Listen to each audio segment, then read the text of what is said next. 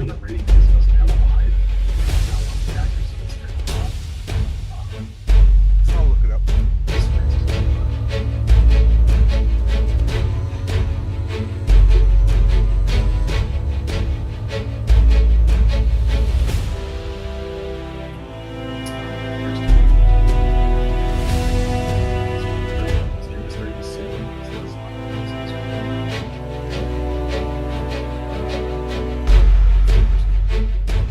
I am in YouTube. It takes a while for it to update. It always does that.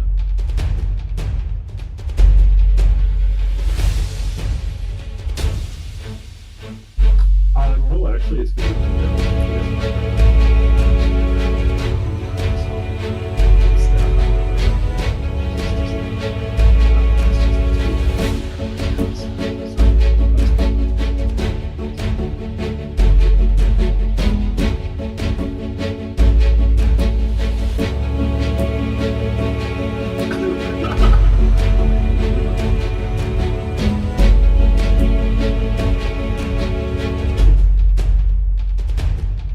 This week better. I can get this instead.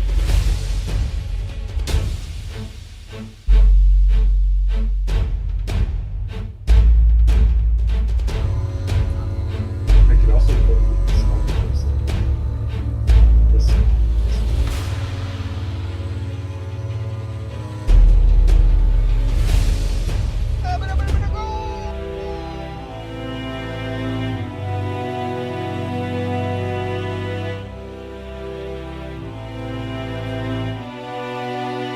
One, switching over. Whoops. And let's actually get everything up. Why is that not showing now? Hey guys. Hello everyone, we'll be back.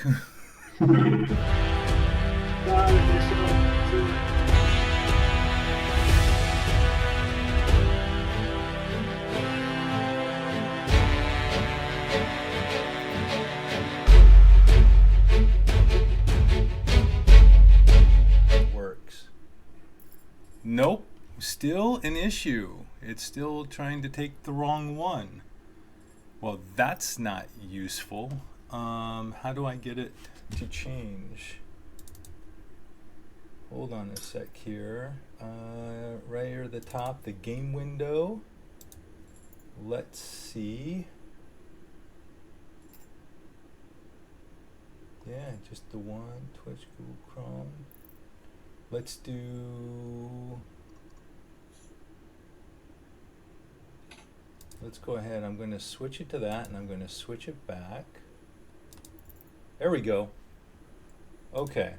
I forced it to the right one, but now I need to fix the dice window too. All kinds of little issues tonight. Starting late, having to fix all this. So Legacy of Mythal, Cult Fanatic, Legacy of Mythal. Okay. There we go. We have it correct now. We have no Luna. Am No. I not on there? Hold on, I'll fix it. I will fix it. He doesn't like me no more. It's because you you every time you relog in, it gives me a new code for your video input.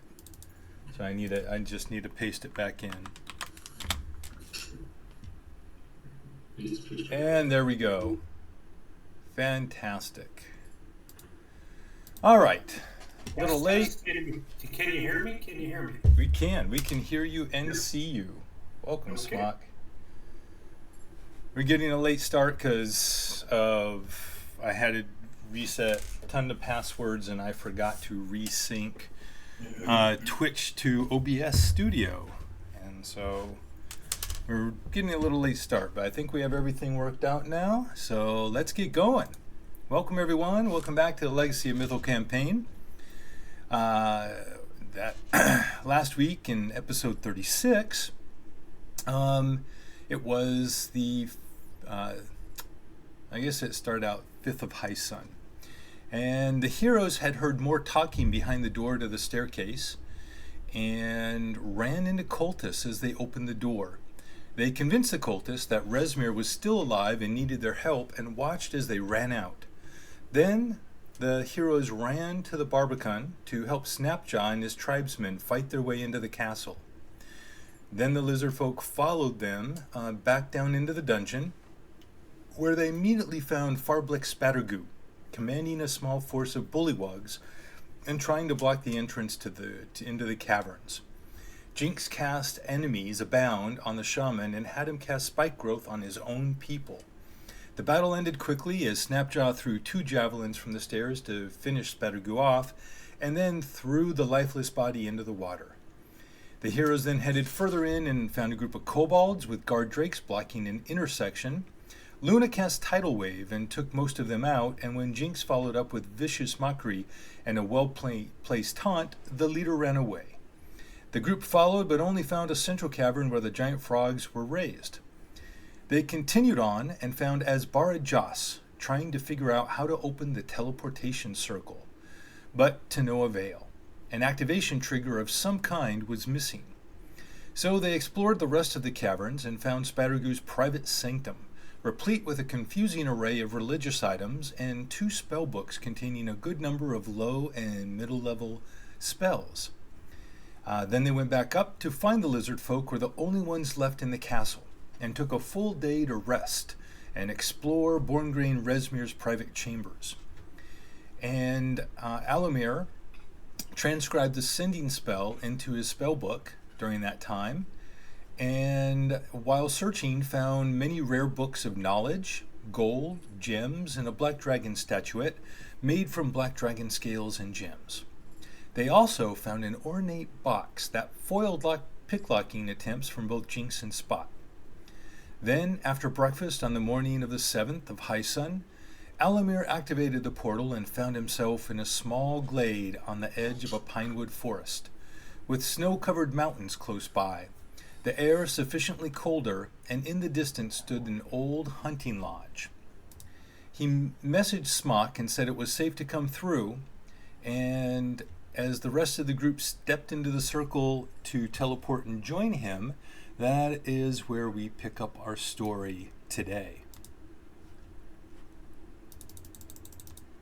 So you all find yourselves in this grassy little glade, and in the distance you see this, actually there's also a picture here of the lodge. Let me get back here.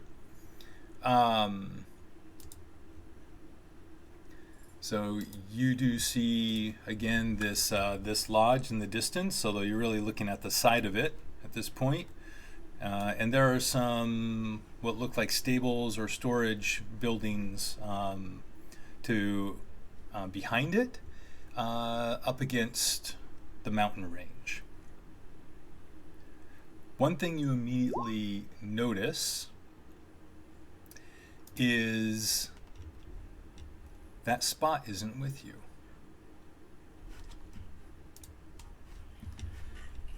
Jinx. As you look around, waiting for Spot to arrive, you hear a voice in your head. Well, hello, Jinkin. No, I refuse to listen. Please do not be alarmed. Your friend Spot was called away for some additional training, and I'm sure you will all do quite well at this point in your journeys, and when he is done, he shall rejoin you. He will be in Elturel at the monastery. Do I recognize this voice? Yes, it's Silith.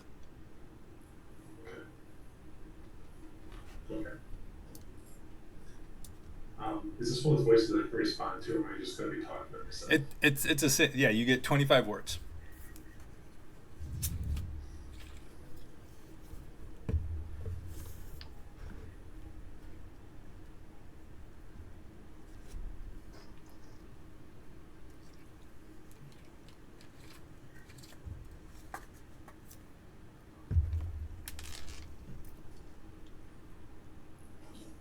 guess I really don't need 25 words, honestly.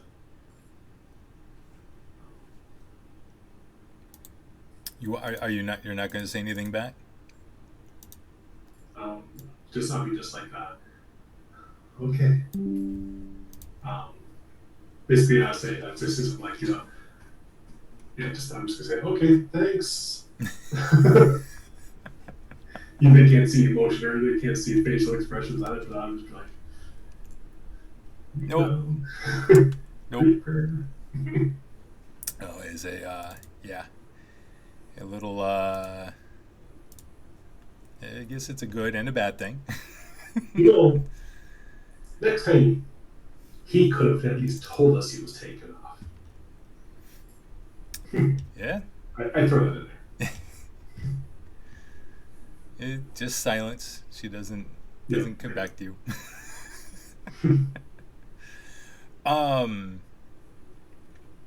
You do remember though, he was in the cavern. She wasn't there, and everyone was stepping in at as I believe it would have been probably you activating the portal, but he didn't end up coming through with you. So whatever happened in those last couple seconds. Okay. So He saw her green eyes and ran. What's that? He saw her green eyes and ran. Yes. There are dark pine woods all around you. You are on a gentle slope that quickly, actually it's not all that gentle. It rises at about a 25 to 30 degree angle towards the mountains, the base of the mountains. Two ancient stones stand either side of where your group stands. And you see further in this glade on the back end, you see a couple more. Down here you see two more stones, and you can just see one in part of a second in the far back area. Alamir's going to take time to sketch this circle. You're not in a circle. Oh, okay. There are two standing stones. You said it took us to a town outside Parnest, right? You're not in a town, no. Oh. You believe your knowledge of the area of the geography. You believe Parnast, the town of Parnast, is near. Right. Not in the town of Parnast, but outside somewhere in the area of Parnast, in an open field burned with a circle. Can we use the sundial or whatever this way you talked about? Can we use the sundial, whatever it is, to figure out where we are? Yep. So you look around, but first off, hold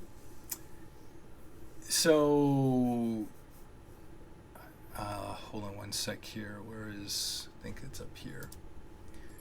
So, okay.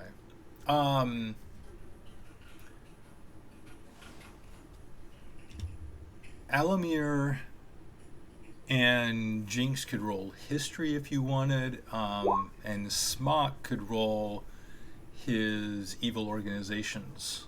Is that skill from if the he last wanted. weeks? The last thing I did was a history. You That did. rolled in. What was the history? That history was basically for the looking at the whatchamacallit, exactly. The shutters of the building to see if it was in any certain family. And you rolled name. I just 21. scrolled back and you rolled a 21. That's perfect. Do I need another history for what you're trying to ask? No, you don't actually. Okay. Yeah, I was looking for information based on the building and its colors. So Smock, all you know is that this area is one in which the Zentarum, this is relatively near what is believed to be a stronghold for them, and that they have had a hold over this region for a long time, a strong presence. Alamir, what you know about this corroborates that and also takes it a little further. So Parnast was ruled in. So you guys are right now in 15. What was it? 1503, I believe the year is. So about a little over 150 years ago, from 1348 to 1368, it was ruled by a Lord Emerandaris, a human male, and who was a high-ranking agent of the Zentarum. It is believed that in 1368 he was killed by red wizards who were waging a second attack against the nearby mines of Decanter. Emerandaris was an avid hunter, and it was then he built a hunting lodge, which would have been about where this lodge is you're looking at. It's where supposedly he spent a lot of time hosting hunts into the nearby forest. What's the forest nearby? Do we know the name based on my history check or geography? Roll some geography. You know what? It's we'll just say it's next to the Lonely Moor, so we'll call it the Lonely Forest. Okay. So I'm looking on our big map. Mm-hmm. It's Lonely Moor is Here. okay. So, I see where exactly. Okay, got it. I just wanted to put myself from Yeah. home so you're to water all, deep. I'm triangulating where I'm at ish. Yep. Got it. Based on Scooby's Zentarum history and figuring it, then thinking about that, what am I thinking about in this area specifically? I know you said that the Red Wizards basically had a coup against him, supposedly. He was killed in a battle against them. Also, just for a reference, you are almost exactly 800 miles close to due east of where you were in the Mirror of Dead Men, and you're almost 370 miles north of Hill's Edge, where you started out in the adventure. Gotcha. So my question is, what in this area do the Red Wizards have as what's their stake in this area? Is this a very big Red Wizard area, or is this an out really way too far away type thing? And I'm trying to use my my wizardy world.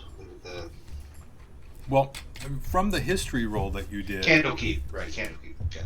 you know that was the second of two assaults that the Red Wizards did at that time. They were defeated. Okay. So even though this and that was the last recent bringing their heads up to this thing. Yes. Okay. All right. So in his own mind, he does not see that as a worry. Okay. And that's just saying he just doesn't worry about that. But does he know the Zentarum? Yeah, you would have a very basic knowledge of the Zentarum. You'd know enough of the Zentarum. They are the largest, one of the four largest factions. Actually, they're probably the largest faction in this part of the world, similar to the Harpers, the Order of the Gauntlet, and the Lord's Alliance, and the Emerald Enclave. Excuse me. Oh. Okay. But but they don't play nice with those four. Not usually, no. They're very power hungry, focused on the acquisition and use of power and wealth for personal gains. Like the Red Wizards, got it. Do I see anything on this house, this small keep that would identify anything about the Zentarum? No. Okay. It looks just like... So this could just be somebody's summer house for all we know. Exactly. All right. Eller's good. He's accepting his loss. All right. That makes you all happy, I know. There is. Here we go. And actually, I mentioned too, there is also closer on this. Okay, let's get my thing back here. So I pointed out 2 other areas where you see stones. Between you and the and the lodge, there is another set of stones. You see probably right back here. When you mean stones, you mean Or- pillars. Center yeah. pillars. Actually, no, it would be back where you were. So you came through here. So I'll put you guys, that's where you came through. I'm just going to move this party thing around. You see another thing of stones down here. There's another ones down here. And then there's some more back here. So there are 3 other apparent portals in this general vicinity in the woods. Okay.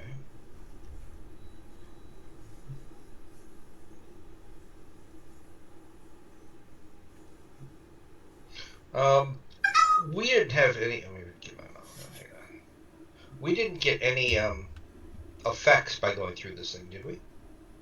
That we can physically feel, mentally feel. No, it's colder here. Other than the changes in the environment and the temperature being in higher elevation. Then Almir's going to go, because we've stepped out of the pillars. He's going to step back into the pillars and say Trazir again. Nothing happens. He's going to try it at the other as well. So, okay. Now, going back to what was said earlier, someone was looking around to see what they could see in the area, right? I was focusing on the building. I don't know about Jakin or Smock or Luna.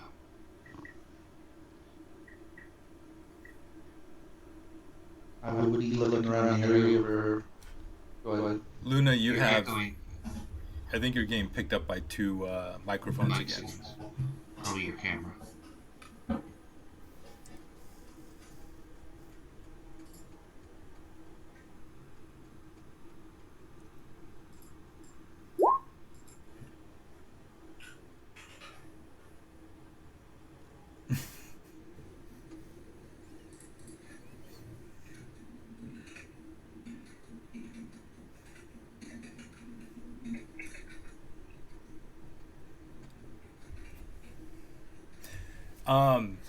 So just to keep this simple, so anyone who wants to kind of investigate the area could either roll a survival, a nature, or an investigation, starting with the portal you came in.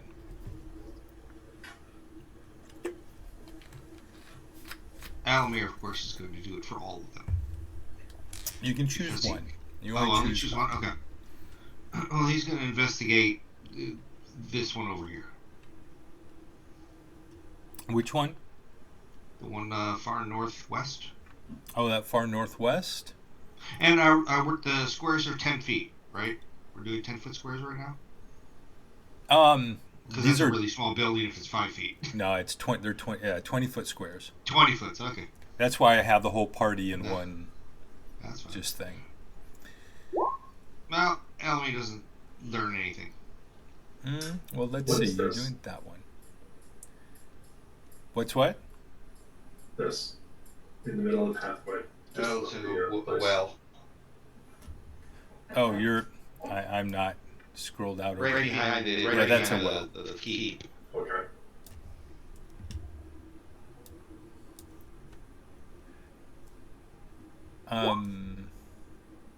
And where are you investigating, Luna?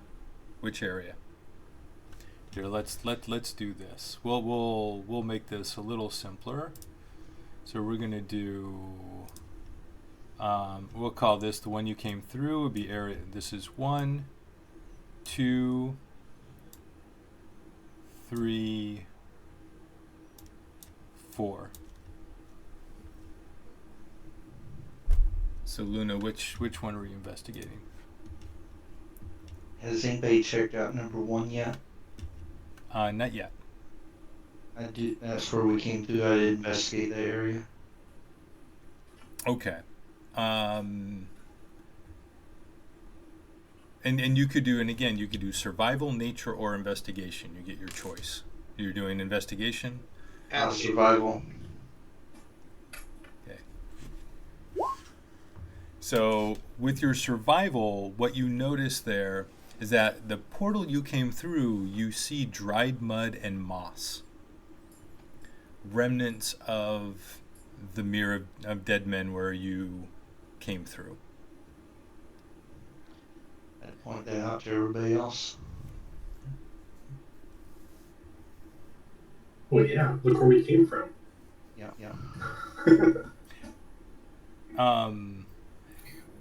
Let's head towards the hunting lodge.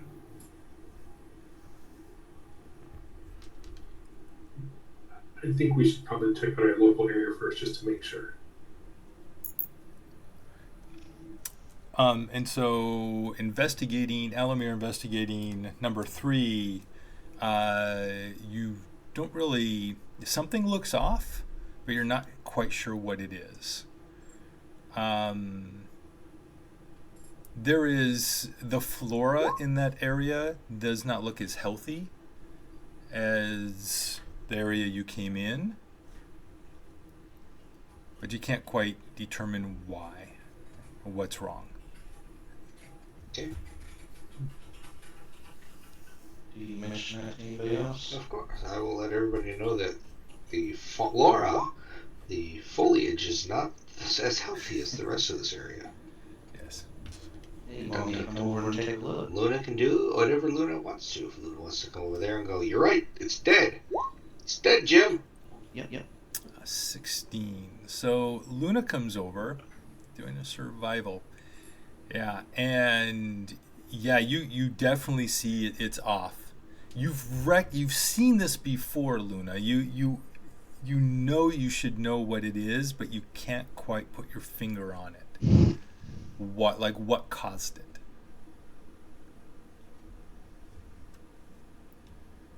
Okay.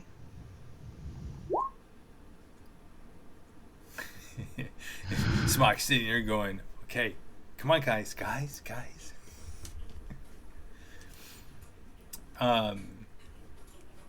And Jinx, what were you? Which area were you trying to investigate?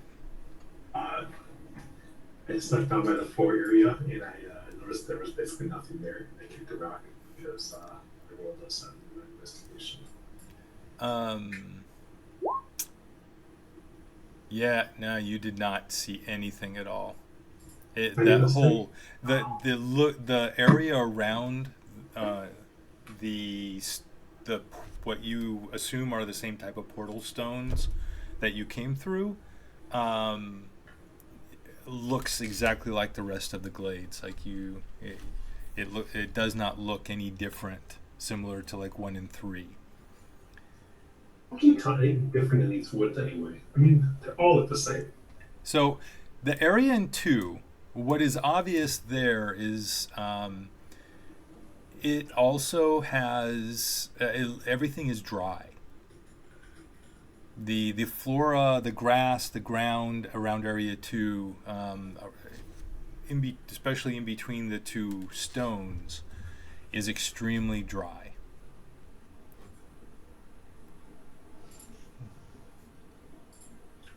I walk over and I go ahead. You're still coming through twice. I've set to only. We'll try this. Maybe you guys are now picking up through mine. I don't think so, because it's only on yours. No. My Are you? video's unplugged. Do you have the stream running too? No. Yeah. All of a sudden, like it's like just immediately echoing. Camera's unplugged.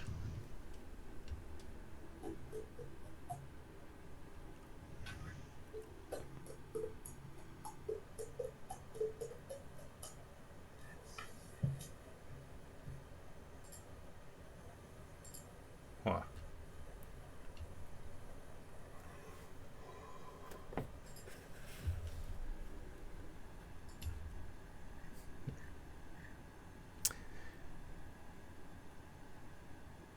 Well, so in looking at the different areas, I mean,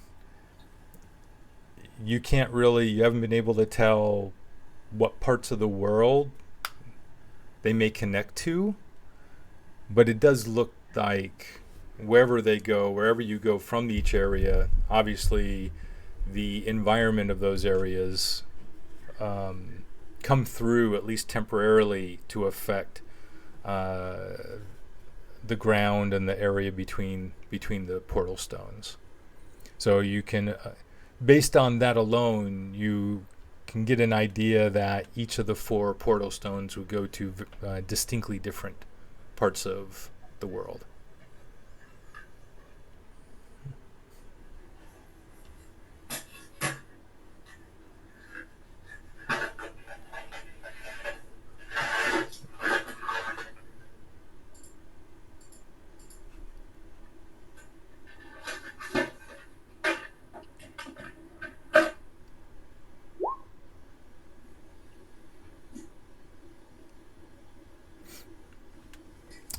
Luna, you go over there and you look. Yep. And what you immediately notice is that it is dried out specifically because of extreme heat.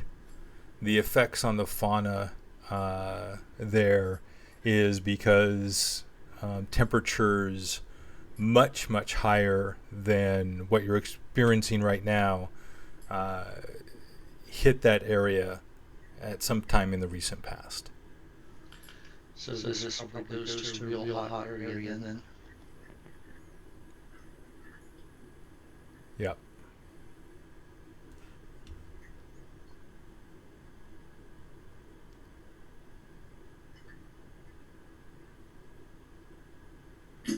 All right. Anything else you guys want to do here? You want to head to the Why would we want to stay in the forest? Let's go to the building. And I don't know if we should let Smack go in there and kill everything, but Smack does what Smack wants to do. All right. Do we want to check the back buildings out first, or do we want to go straight to the big building? Well, since we're coming up this way, just on the general path, I mean, I think we can go right up here generally because it's kind of, Okay. There's nothing that like shows like who's a direct path one way. We feel like we'd have to almost follow it. But. Okay. So you head up that way, and as you approach the building, it's a stone outbuilding with a mossy roof and no windows. There's a solid oak doors on the 2 openings. It basically resembles a small barn. You said there was windows though? There are no windows, no. Okay. Go up to the door and I guess take a little listen. Okay. So you get up to the door and go ahead and make a perception check. Is this to see to see a fireball flying over my head? Yep. I don't sense much right at the window or the door. So, yeah. You do hear scuffling inside, Jinkin. Smock and Alamir and Luna with her passive would hear the sounds, some growling, some type of something like either the ambush or guard drakes that you have encountered and sometimes fought in the past. And there is something else kind of humming very deeply to itself. A large creature, possibly humanoid. I tap Elmer and Luna and Smock on the back as I walk behind them and go, I think that one's kind of your kind of gig. Basically, any one of you guys.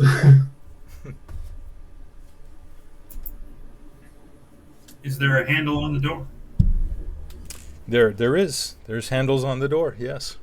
Does it appear to open in or out? It opens out. Okay. It's not a portal. I will attempt slowly to turn the handle. Is it locked? It is. So it's not locked. It's just it's a latch. So you can push the latch in and open the door. I do cast on a portal on it as he does it, so it doesn't make any noise. I will do it as slowly and quietly as I can, and then open the door suddenly after it appears the latch is open.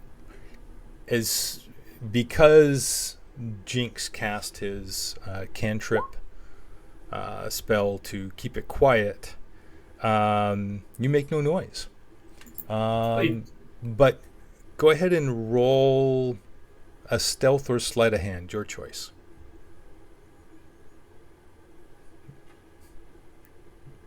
Show us your Zen ways. Okay, very good. You do a good job. You do a good job. You did not like even. You look inside, and it looks. You can see that there are kennels set up, and there are. You see a couple of ambush drakes. Those are the smaller, not as dangerous of the dog-like dragon creatures that you've encountered with in your dealings of the cult many times before. You also see this.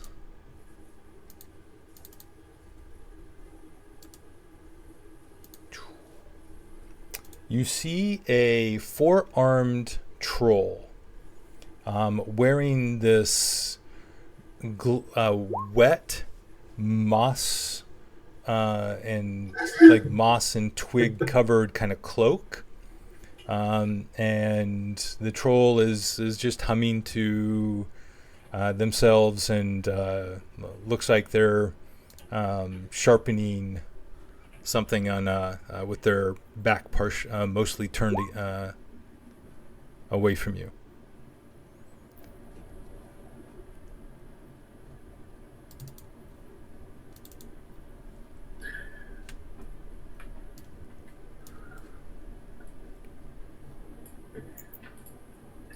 No alibi.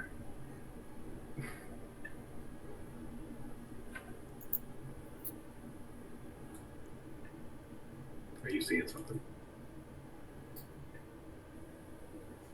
And what does Smock tell us?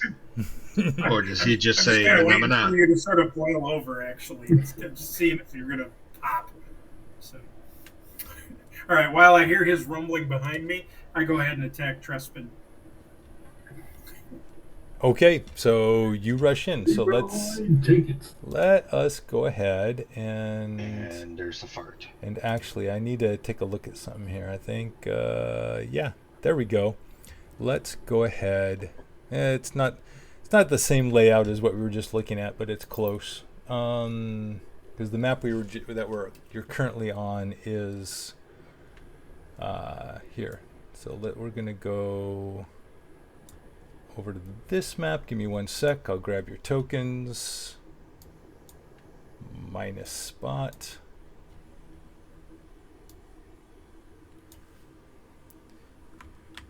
Okay. I'll take that token about halfway down the sheet. Yeah, you wish. Okay.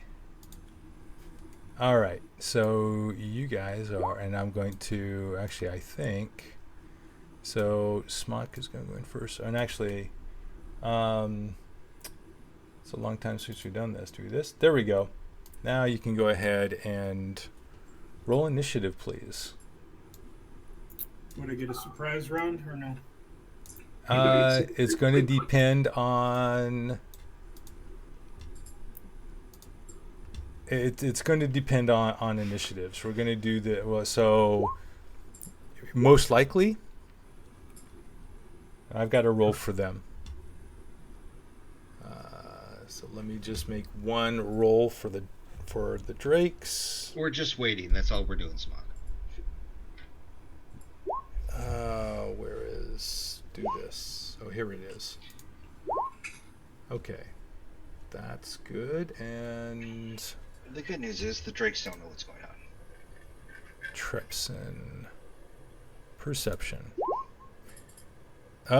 19. So you would roll a 17 stealth. That. So as you come in, Trepson is able to react to you, but you are going to get a. You're going to catch the drakes flat-footed, essentially. So, okay. So let me go ahead. Is there any way I can see my character? Yeah. Oh, see your character? I mean, I can move it. Yeah, I'm gonna fix that right now. Okay. Let me see here. If we go to the light, here we go. I can be able to do delete. There we go. So, and I need to change all of these. GM layer. I do like the new interface for Roll20. That is it's really nice. Okay, there we go. Did we just switch houses? So it is like I said, so the map that we were using was not part of the original module, so this looks a little different.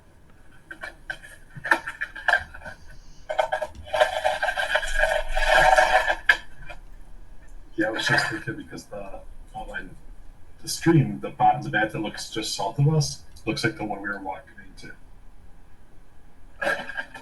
Yeah. Okay, let's. I need to click on them. Control O, token layer. Trepson initiative. How come? Okay, add turn. It didn't automatically set it up for him. And then I'm going to go ahead and use this one. So let's see if this one does it. Yep, that did. Okay. So I guess rolling initiative from Roll20 does not put them automatically in the turn order, but D&D Beyond does. Okay. Let's get Hef really quick.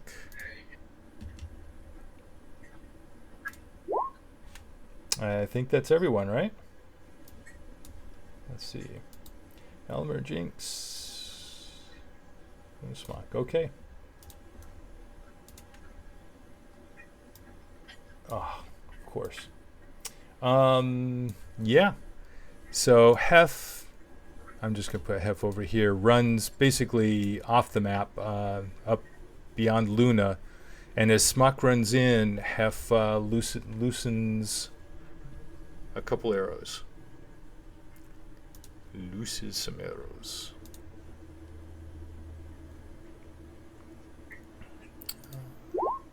So 20 should hit. Most definitely does. And a 28. So that's 23. Yeah, those are good rolls. 5.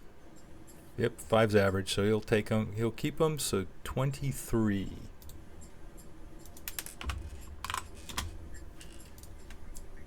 Jinx, your turn. Well, I am going to light a torch so I can see.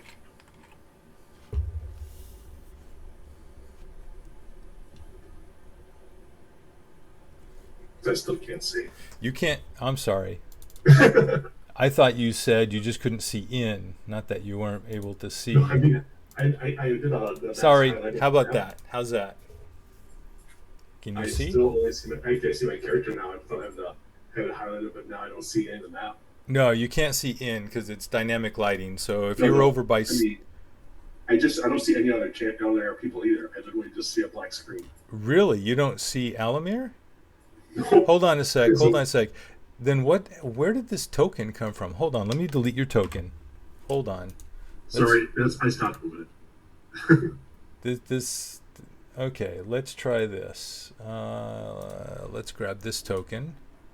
that I know has worked in the past. Paste. No, how come vision is off still? Okay. I don't know what happened to your token. No idea. Okay, can you see now? Yep, I see stuff. Sorry, I have no idea what happened to your token. Because it was It's working all good. before. I'm just sitting there going, I don't know where my character is. What I'm doing here. I just keep moving because I'm trying to like see if there was like I was behind some kind of virtual wall. Because I would have been that. I don't think I would have been that far off, but whatever. What would I do? With Smock right in the front. Go get him, boy! Give the inspiration to Smock as he will bring his Zet love into the fight.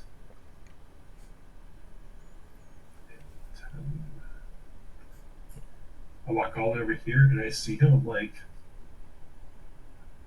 and I give him a little bit of vicious mockery, basically yelling at him and screaming at him for think he has no chance to defeat the mighty Smock.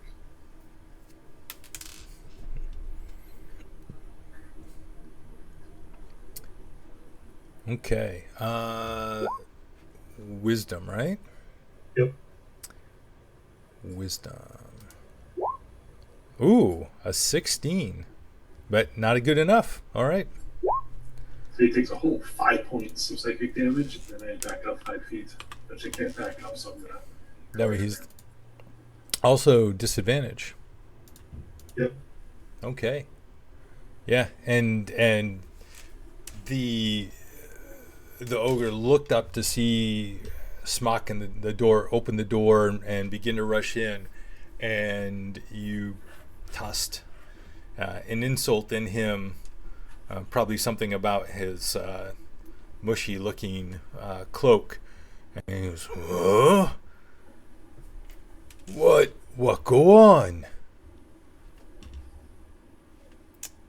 And it is Trepson's turn. And so Trepson stands up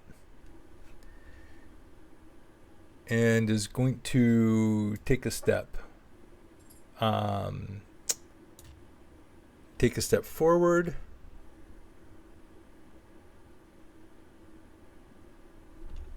All right. And Smock is the only one he can get to right now. So is going to try to bite you. 16 misses, and then is going to try to claw you 4 times. Oh! Cannot crit on the attack, but does... Wow. 16 points. And then another 15. Wow, and another 11. And then misses. So what was the second hit damage? It was 16, 15, and 11. So a total of 40. That's Did 42. we start the day with 12 temporary? Or 10? 12. Okay, thank you. I am down to 38 out of 68. Yeah, that was...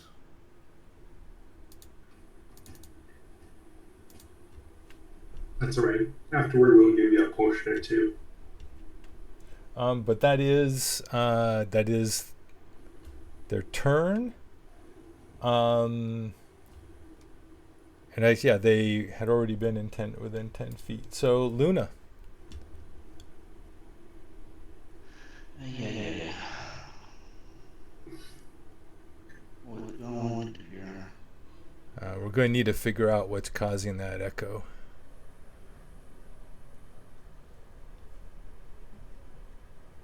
I don't know what. It's weird. Because I got my camera unplugged. Yeah. So Restarted. it's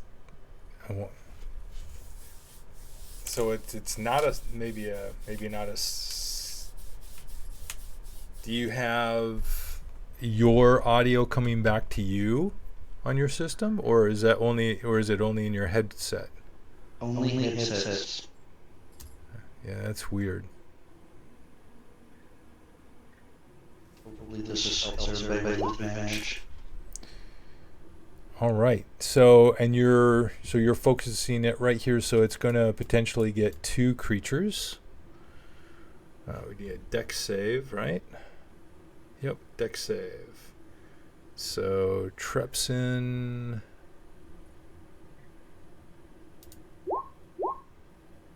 does not make it, and the ambush drake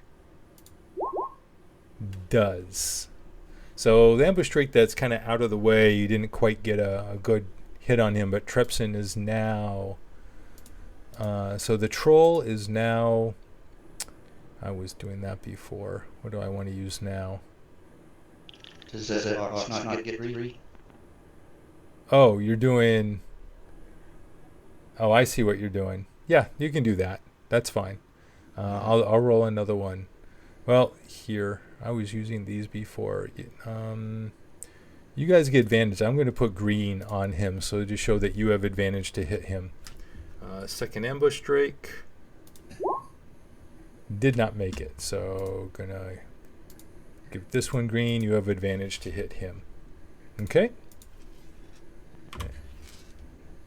Excellent.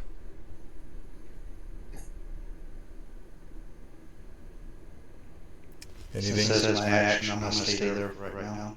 Okay. The ambush drakes were surprised, so they cannot do anything this round. Smock, your turn.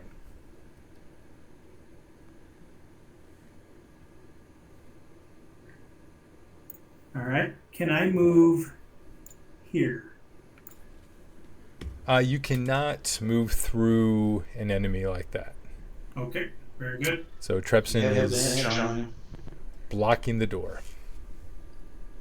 Okay. Then I will attack.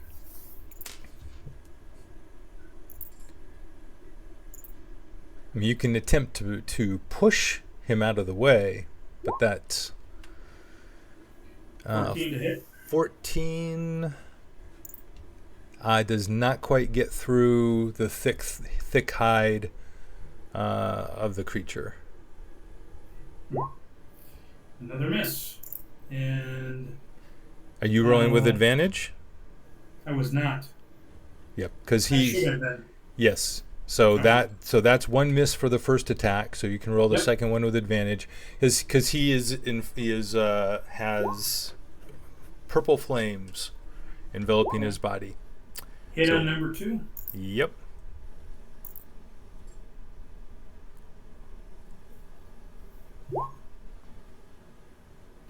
I will smite. Okay. I will use a second level.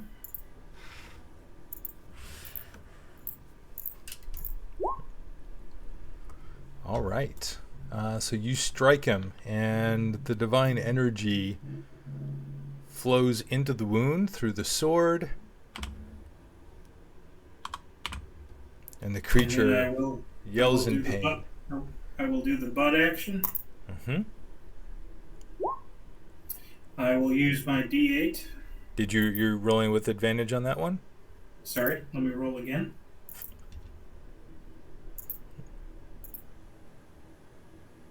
Never mind. Here we go. And there's the damage. And I will smite on that damage.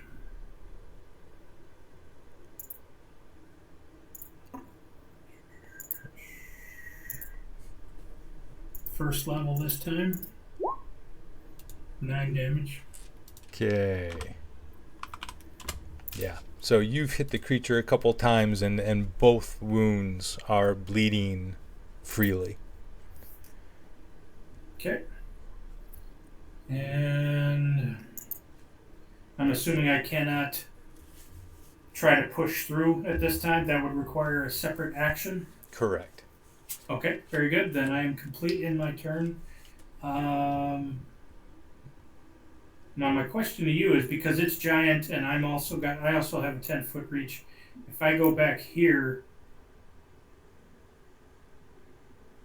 never mind. I'll stay right there. I'll take that. it's a large creature, but it still only has a 5-foot reach. Okay, I will stay there and be the meat bag. Okay. All right, Elamir. Well, we'll see how good it does for us. Yabba dabba doo. Actually, no. Yabba dabba doo. Yabba dabba scooby scrappy dappy. Cast a little of this on Big and Ugly. That was 5, 10, 15. 5, 10, 15. So I'm gonna go right. Here. So that's it. Smock has haste, and I'm hiding over here. All right. No bonus actions. You know, Smock now gets haste all the time, and That's right, because and nobody saw what happened to Spot. Maybe he was hasted too many times. He was moving so fast. All right. And that is. I was going to do a holy hand grenade, but Smock is addicted to haste. So we're going to just do a couple longbow attacks again. There's a 13. And that is not a hit, so that's only 13 damage. But, oh wait, never mind. That is exactly... So an arrow comes through, hits Trepson in the eye, and the troll falls back onto the ground. Hef attempts to hit the other attack on the ambush drake in the back, which actually has advantage on the attack. Doesn't help, but a 13 actually hits the ambush drake. And actually, let's see. The ambush drake is 1.5, so the ambush drake...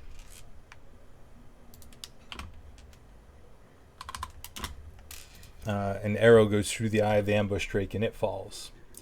Trepson has only taken physical and divine damage this last round. So you see the wounds on this four-armed troll begin to mend themselves, and the creature comes back to and stands up, and gets a wicked grin on its face and attacks Smuck again.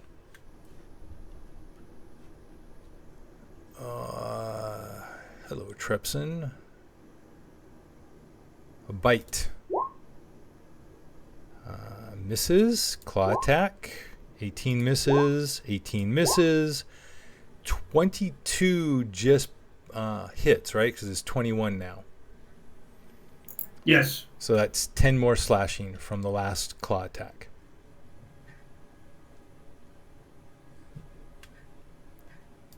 Down to 28 out of 68. All right, Luna.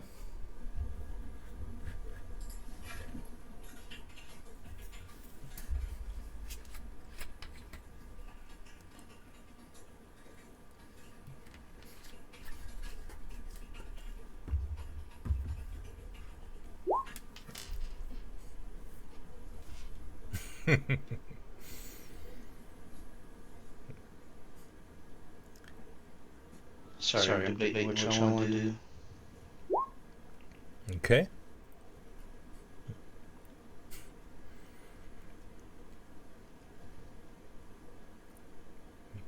If I do this, it's gonna mess up something else, but...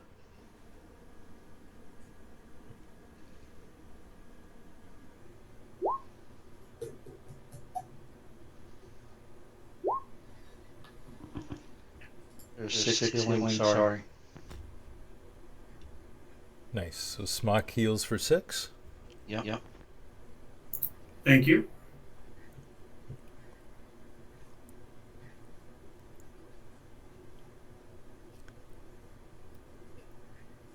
And anything else for Luna? That's it. Okay. Now the ambush drakes can go, but they really, so they come like rushing out. But there's like nowhere for them to go, so they all come. They could breathe fire over the main guy. Yeah, that's it. Actually, yeah, these drakes don't have anything like that. They just bite. So they're just nipping around Trepson and growling and making vicious gnawing sounds or clashing their teeth together, but they can't get to anyone. Smock, it's your turn. Okay.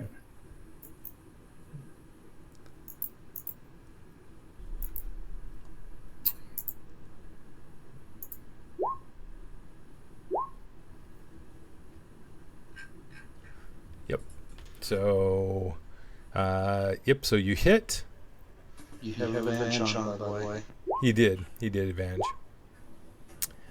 And 14 drops the creature again. It falls to the ground. All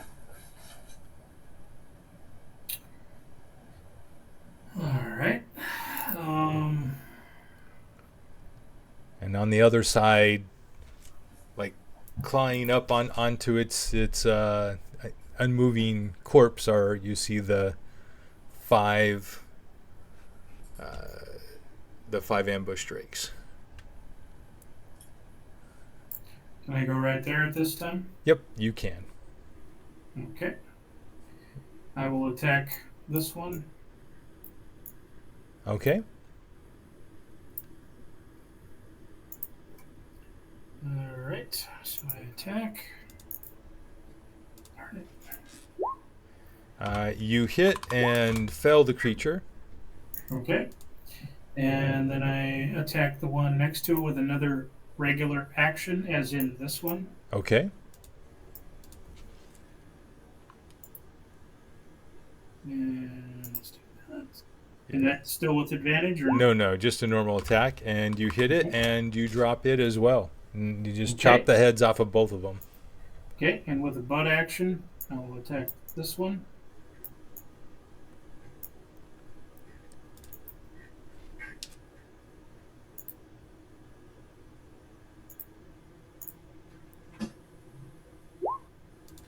Yep. And so you slice.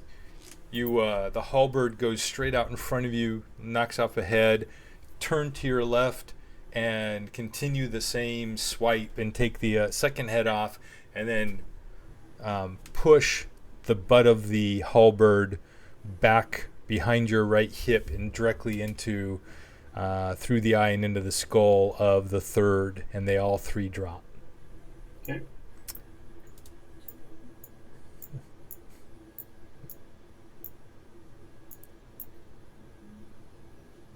And I'm complete. Okay. Alamir. I'm just going to get rid of these. You see the body of the troll in front of you. It's not moving, but you see its wounds looking like they're trying to knit themselves back together. I do yell, fire! Fire! I've already fire. got that. Do I get advantage? Because he's on the ground. Because he's prone. You get it. So, Or is it because he's glowing? He's glowing. technically a range attack has disadvantage, but It's a spell. you're standing right next to him, right? But it's an attack spell. Oh, true. A range attack normal. spell. So So technically, normal. but because he is unconscious and right next to you, I will give you advantage on it. All right. Let's see if I need it. And he's huge. He's so big. Like, how can you miss him? Oh, I did. Yeah, you did. So the spell hit, but it did not have a significant effect. effect. The mossy, you hit Absorbed it. the it's glistening moss, so it's wet. It looks like it was recently dipped in water and is draped over the creature's body, and so the fire doesn't quite get enough purchase or enough surface area to hurt it. Is that it?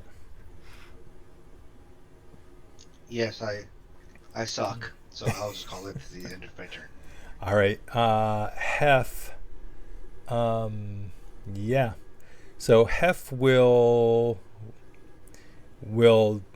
run in and over the creature and take out his short sword. We didn't quite. So yesterday, when you guys were doing all the searching in the castle Neritar, looking through the private quarters and the library books and all that stuff, Hef actually went around looking for an armory and found himself a decent short sword to replace his longsword with. And so let's see how well he does with it. So he gets advantage. So that hits. And that hits. And so he fells both of the creatures from behind as they were turning to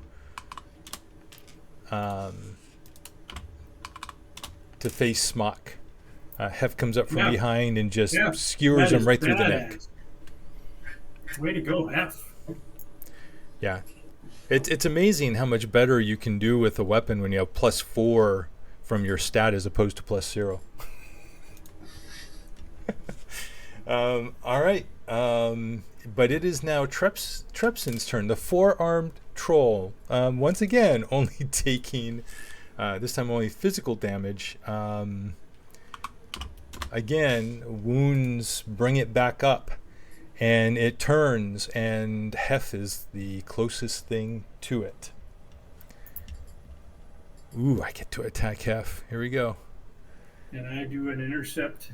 I do not actually prevent Hef from getting hit, but I get to do an automatic attack on the troll. Yep.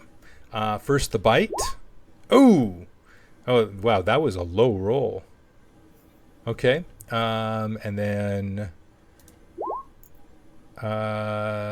17 barely hits. Yeah, and Sophia let you down. Yes, she did. Smock. Wow.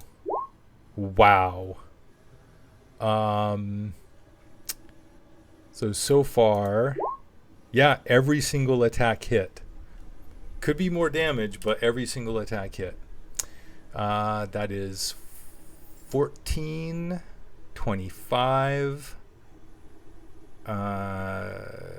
so 34, 48 points of damage on Hef as the troll rises up and just towers over the young boy and just goes to town on him, raking across his body, almost looking like he's tearing the breastplate right off of him. 40. I said 48, right? Yeah.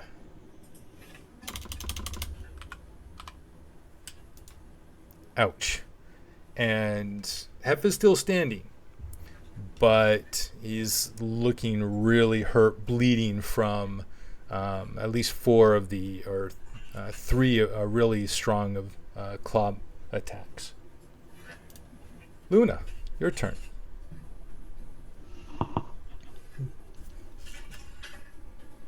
Okay. So base him with find it.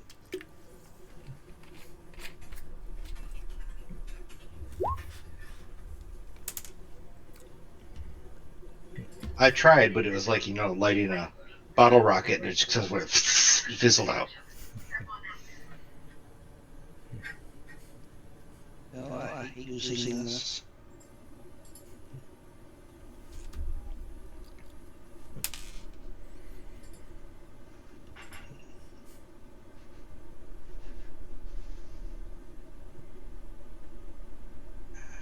that.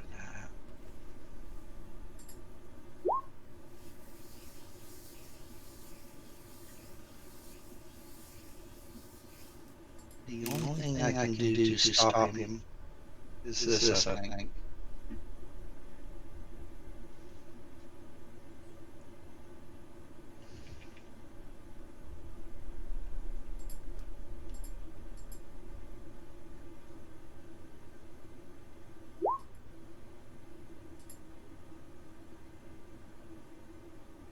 Does that make sense?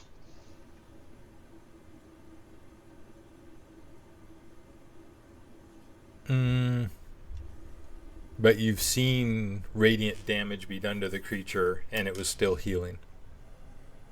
So you know that wouldn't work.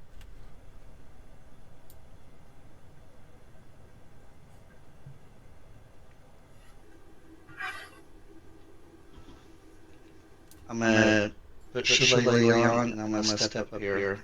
Okay. So All right. I still have advantage to hit him.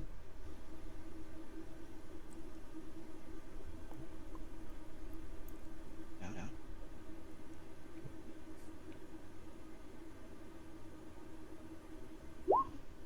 Yep, you hit. You do 11 points, and the creature drops to the ground again. I yell at him, get away from him. Get behind me. All right. Smock, it's your turn.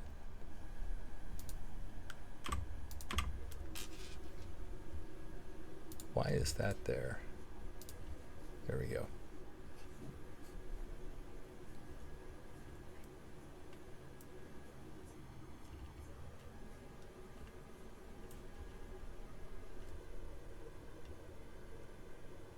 Are you there, Smock? All right. Okay. Yep. I will use a bonus action. I will cast a spell. Had to trust their neighbor for the answer. You're freaking blink and look away for a second. Hello? That's... What was that? That was Alamir. Pretty sure. Okay. I cast Dragon's Breath on myself. And then I actually use my action to breathe Dragon's Breath, which is a Dex 15 save. It automatically fails because it's unconscious. It's not going to move. Yep. 3d6 fire damage. So you breathe fire over it. You can roll a damage if you want. I did. Oh, I didn't see. Oh, no, I see bludgeoning. I don't see the damage. All right. Let me. I think the problem is Luna's on the directly other side of it. So you breathe over the troll's body into the stalls beyond it, and Yes. the skin and the coagulating blood just like begins to just boil and singe, and the natural healing ability of the creature stops, and it just lies there. Okay. Figured if nobody else had fire, I had to burn my second level, so that's fine. Yep.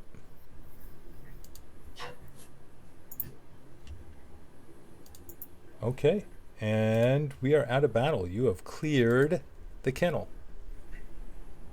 All that hard work. Oh, that was so difficult. I was off the turn order the whole time. Wait a minute. Nice.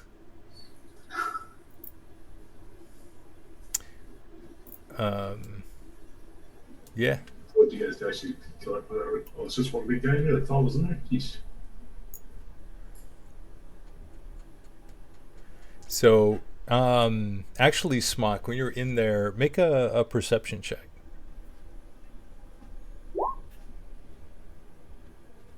How come I'm not...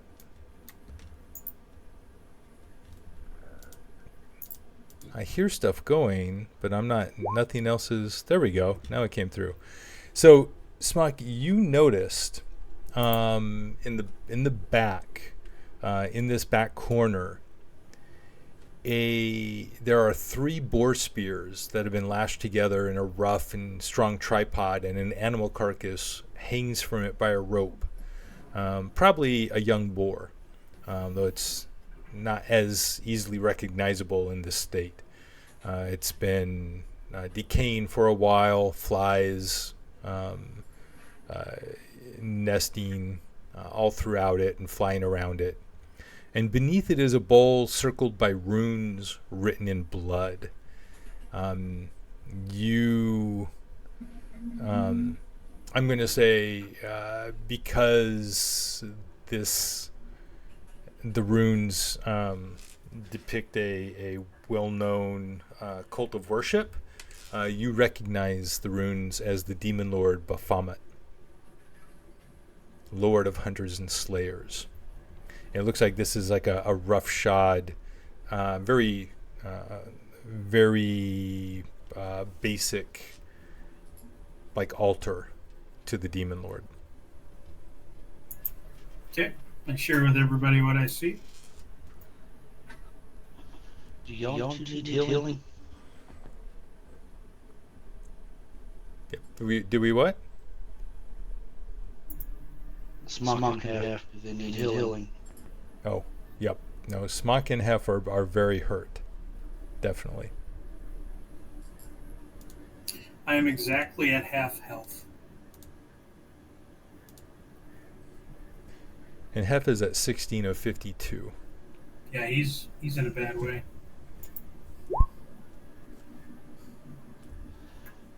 And healing spirit lasts for 1 minute, so So you have 10d6 that you could apply to people however you want. So I'm just gonna roll 5d6 for Smock, and then 5d6 for Hef. Okay, so 19. Wow. We see who likes who. All right. They're good spirits. Yeah. So yeah, Hef feels a lot better. A lot better. That's really good. How much am I healed for? 19. 19. Thank you. Thank you very much. Yep. You need another one? I think I'm okay. Okay. You That should be pretty good too, Shane. Yeah. No, that's good stuff. Thank you.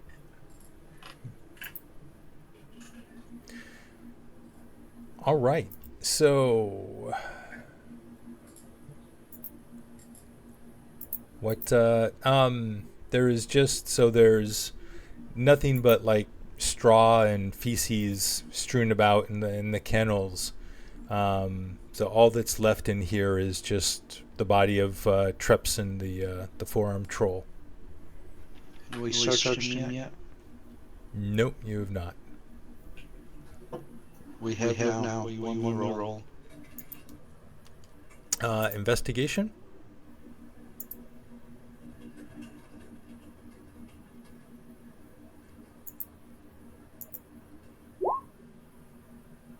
Yep.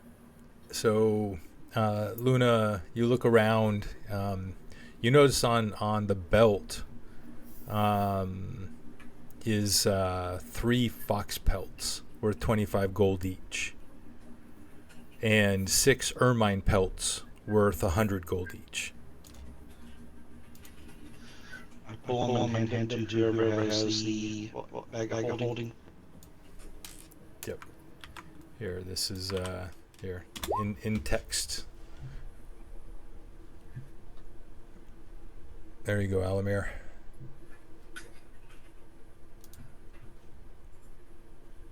All right. So here, we're just going to move that. Just going to move these because I'm just going to grab these tokens since the other ones Got them. don't all seem to work. Yeah. So If that's it, we'll just say you guys are kind of like right out here. Where are you? Are you going to try look at the other outdoor building or go to the hunting lodge? Well, I think we should look down the well just in case Timmy's down there. Oh, Timmy's always getting stuck in wells. So you get over to the well, and you take a look. There's a hoist, a bucket, and in the bucket it's about half full of very cold water. The well itself looks like it was created. You don't notice any marks of carving or like it was cut out of stone. And Jinx and Alamir, you both immediately recognize it was probably created magically. Just magically carved right through the stone down into down to find the water table.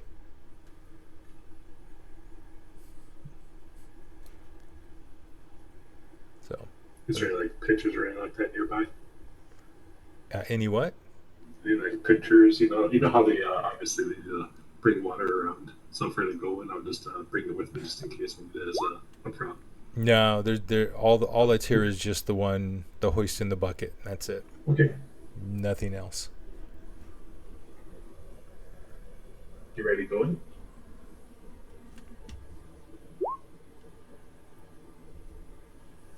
And does can Hef swim? Did he respond to that? Oh, you're asking Hef if he can swim? I did. Everybody has water breathing. So he can breathe. He just might not be able to swim. No, And if he's wearing stuff heavy enough, maybe he'll just sink. No, Hef can swim. I mean, he's not great at it. He's not that good at it, but he can swim. Okay. There's your answer, Luna. I asked if he wants to go down in the bucket. No, not particularly. I shake my head. Not, especially not in that cold of water. It's a little too cold out. So, if you remember from when Alamir first arrived here last week, the skies are getting darker. A storm, a storm with very dark clouds is gathering overhead. The wind is picking up, blowing probably around approaching 20 miles an hour at this point.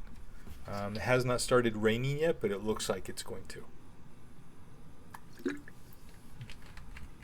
So you going up to the back door here?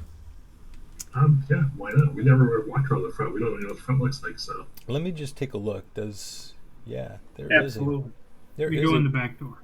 There is a back door. So let us. So the haste is gone because that's only a minute. So just by the time you walk over there, the haste is gone. Oh man. But it's 10 minutes for the inspiration, right? Bardic inspiration. Yeah, if he uses So you should if still he missed have. even one hit. If he missed even one hit and didn't use it, I figured he does want it. Yep. All right. So you're at the back door. You through the windows, you do see activity inside. Let me just open this up here. Hold on a sec here. Put that down.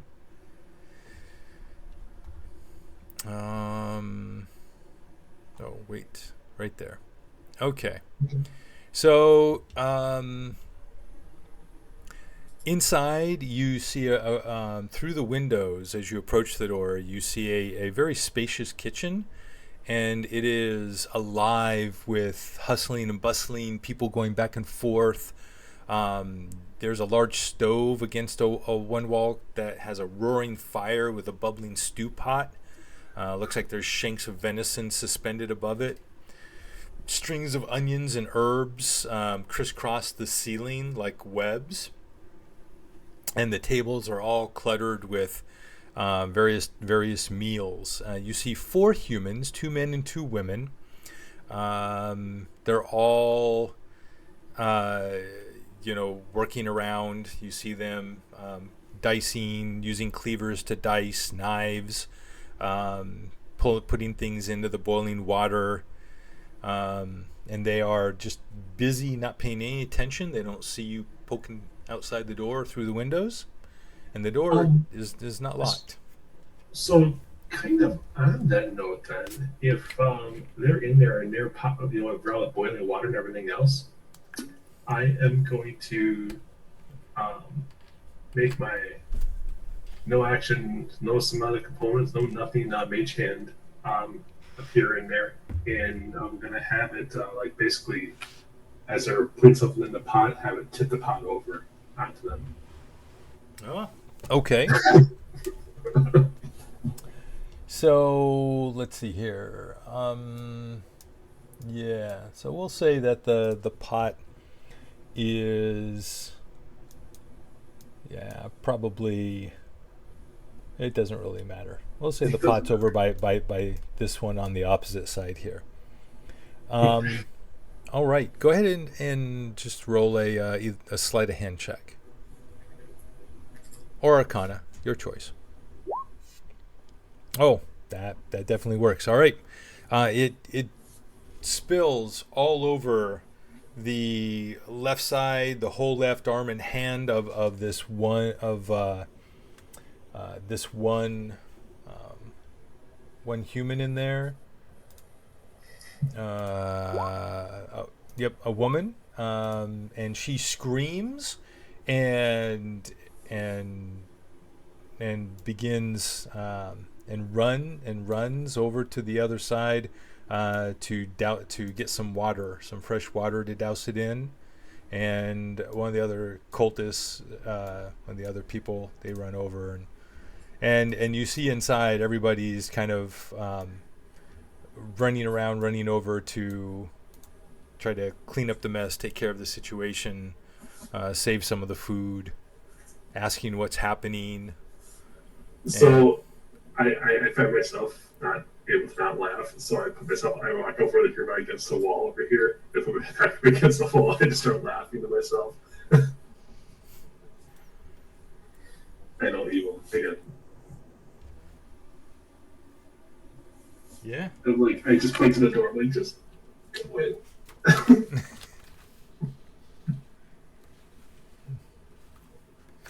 So, what do you all do now?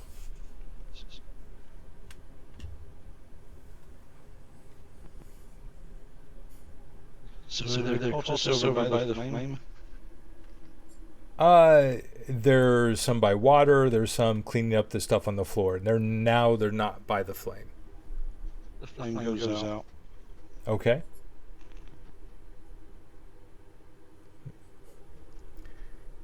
I just look at him and smile. All right. And you hear more yelling in there. They're speaking in common, and they're like, what's going on? What? The flame went out. I don't know why. What? There's something going on. I don't like this. It's. Perhaps we should let the master know. We should let somebody know. This is not right. Come on. Let's go. Let's go see who we can find. Just at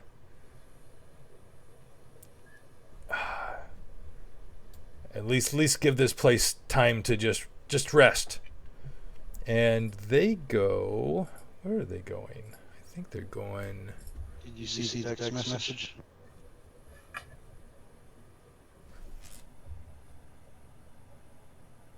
A text message?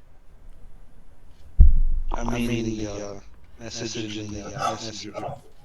Oh. No, I didn't see that. Is this format of text? So they're leaving the room is what you tell us. What's that? They're leaving the room. Are they going Yeah, upstairs? Downstairs? that's what I'm trying to figure out real quick here.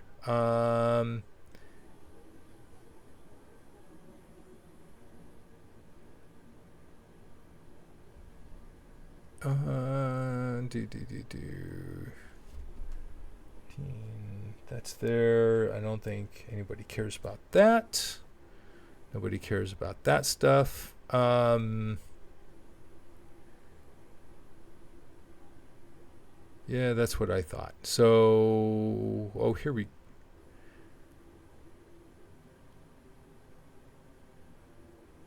Yep, they're gonna go upstairs. So they all go rushing over to the stairs, and they go running up it, and disappear.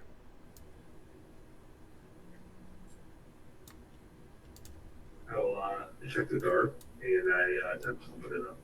I use a little spell and concentrate on it to keep it quiet. Yep, the door opens.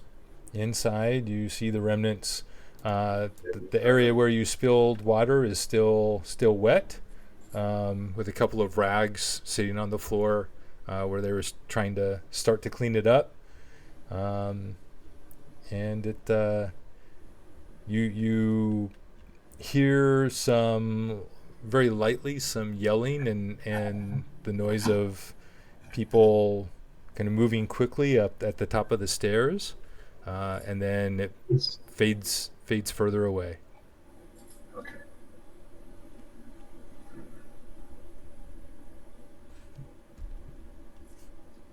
Is there any pots or anything of food that's not that's like cooking that's not in bad shape, like it's ready to serve? Oh yeah, there's a good amount of the meals that they were preparing were getting put together pretty well. So there's the stew is looking like it's and like they were just one person had just started filling some bowls with the stew.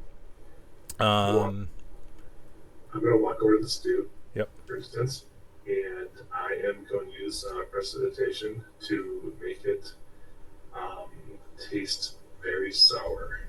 Ah, okay.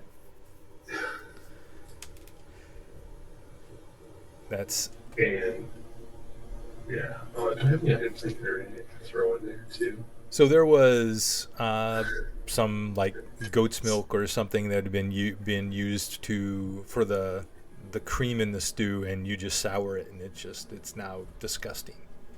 Do you just want to get inside? Do you look around, or do you want to go around the front now? Now I have to make sure either sneak in now or go around the front. So, what do you guys want to do? Go in. Let's do Go it. in. Okay, Go, go in. go. As we all walk slowly away from the building. Except for Smock. Yeah, he goes jingle, jingle, jingle with his arm really was in. Did he go in? I was going to go in. He is not moved. I'm gonna try something. We're gonna do a test here real quick. So Right. if Smock ran in. just because the audio is just really bothering me that it's just still so bad. I'm going to change one thing here really quick.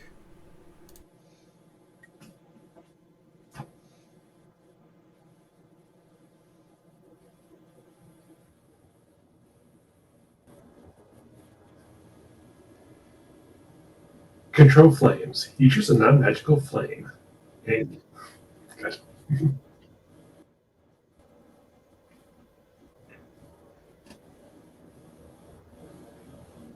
It is the change on your end. I thought it was because it's only you and Luna whose audio has changed.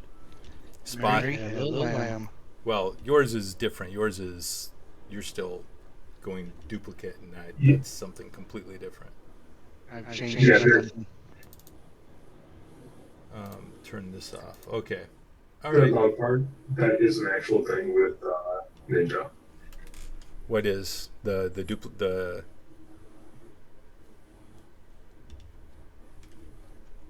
Oh, the audio quality. I'm gonna play with Ninja settings now that the setup is a lot better, and maybe we can get better quality out of this. But Am I echoing too? oh, now you're better. That's awesome. Okay, if that's true, Yeah. if you go to the audio, if you have Luna, go to the audio settings. If she goes, if Luna can go to the auto settings on Ninja, I didn't notice this, but it actually had two things check marked.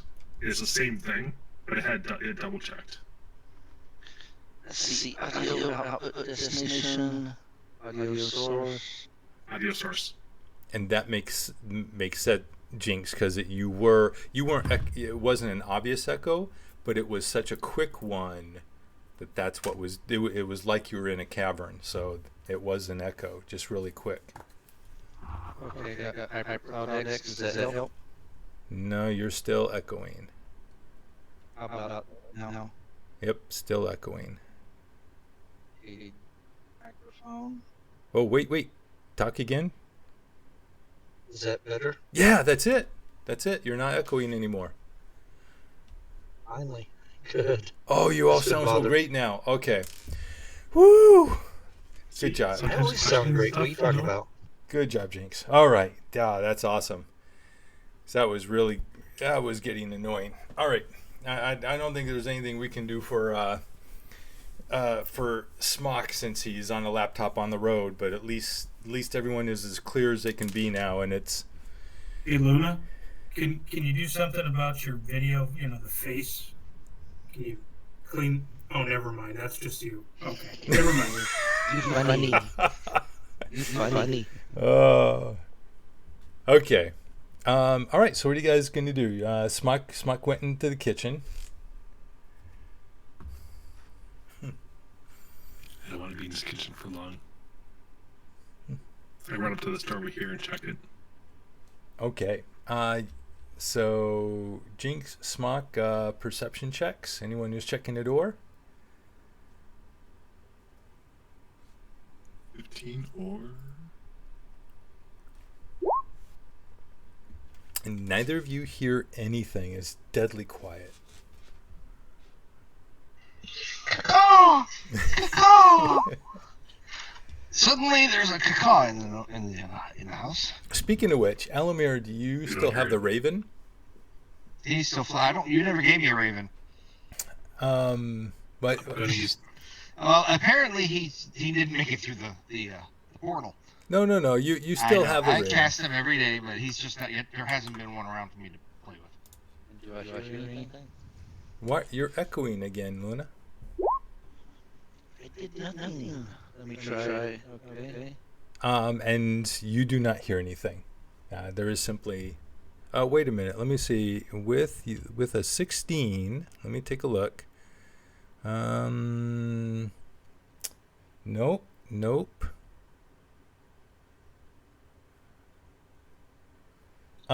You do hear something from through this door near Smock. You also hear some stuff going on up the stairs. But that's it. And it's stuff relatively far away. You nothing really close to the kitchen that you can tell. And while we're here, while he's out here with Hef, Alamir tells Hef to go check this side of the house. Just look around the corner, because Alamir's going to go check this side of the house. Yep, and just to see if there's any, movement or whatever we can see. That's it. That's all he's doing, and then we'll meet back yonder. But it was just is there anything? Yeah, I'm just doing something here. There we go. That's fine. We're just reconnoitering. And let me do the light here. Apparently, Hef is blind. Okay. Hef does. That's because. I know because NPC. Well, he's the only person without night vision. Even though it's not night right now, the map is set up for block vision, so dynamic vision. Yeah, I'm looking just to see if there's any movement along the sides of the house. And there isn't. So Hef doesn't see anything over here. Actually, make a perception check, Alamir. Perception. Oh. Hef's looking around the corner and he looks back I'm not. and he looks off to his right, your left, away from the house, up in the distance where the mountains, pretty closely, the rise up in the air, and Hef points up into the air, and you look up and you see what you recognize, since it hasn't been that long, maybe a month and a half ago or so. You see peritons flying high up in the clouds, Circling or just flying from from one Gotcha. right to left across the sky, not heading towards the lodge. Gotcha. But yeah. Okay. And then I'll come back to the door, and as soon as Hef comes back, we can go in. But we're just making sure we're not being. Yep. No, you didn't see anything. Everything looked good. We'll pop back in. Uh, Okay, now so- continue with Jinx and all that. Yep, Jinx, as you open the door, inside is a pantry, well stocked with beans, butter, smoked ham, biscuits, etc. Some fruit, eggs, sacks of flour, barrels of ale. There's easily enough food here to last a long winter for an entire household. How much ale is in there? There's, let's say, 8 full barrels. That's a little much. How many pounds is each barrel? They're probably 5-pound kegs. Oh, that's it. Or 5. No, that's pretty small, isn't it? I was I was gonna thinking they're so each no. So let's say, but they're not 50. Let's say they're around 25 pounds each.